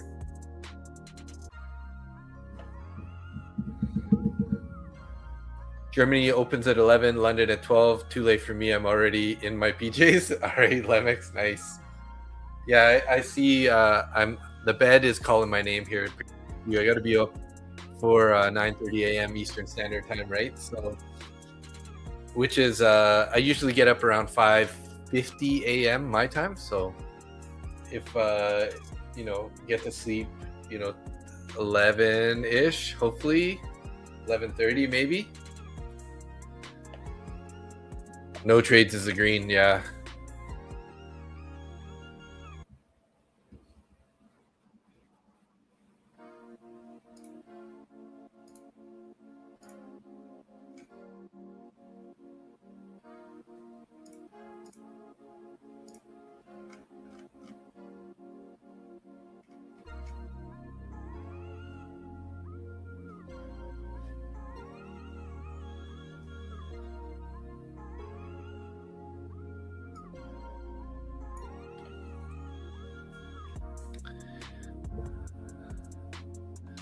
All right, guys, we'll probably end up shutting off the stream here in a few more minutes. Wrap it up here.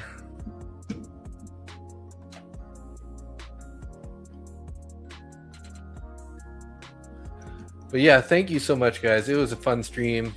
Good to hang out with you guys. 851 subscribers, 102 likes. It's got to be pretty close to a record for my channel. So that's pretty awesome. Fun night. Let's say what's up to everybody in the chat. All of our top fans. AG Trader, Lilish Borker, Sharpie, Lemix, Chintan, Wayne, Skeletor, Paul Doe Futures, Yo Jim Blab, Angia, Lam Thao, Zach Lazarus, Kaylin, Chris, Lewis, Cueva, Heavy D, Carr, Ranga, Eric Kim, Andes Futures, Jerry Trades, Tim Core, Datsu Adventures, JD, Jin Yes World, Soup, Mr. Maybe, Kathir, Layla Lemonade, Lone Wolf, Drew's 69 Malibu, Chilam, Raj Tis, Abbas Sultan, Andrew Garcia, hey Andrew Garcia, Irv Dog, Sean Reeves, Sebastian Track, Adam Daz, Just Ain't Right, Blackout News, Jamal, The Hobby Man, The Hobby something man, I can't see the full name, Wayne Bergeron, Czar Trader, Dewante Noel, Space Futures FX, Letitia Smith, and Tyrone Jerson. So thanks so much, everybody. I appreciate you guys being here. Thanks for all the support, all the subscriptions, the likes. You guys rock. Thanks so much. We'll be live again tomorrow morning for Market Open, 9:30 a.m. Eastern Standard Time. If I don't see you tomorrow morning, I'll be back again on Tuesday evening for an evening stream if you're more of a night owl and not a morning streamer. So either way, see you guys soon, Tuesday or Thursday night anyways. Love you guys. Thanks so much for everything. You guys rock. You guys rock.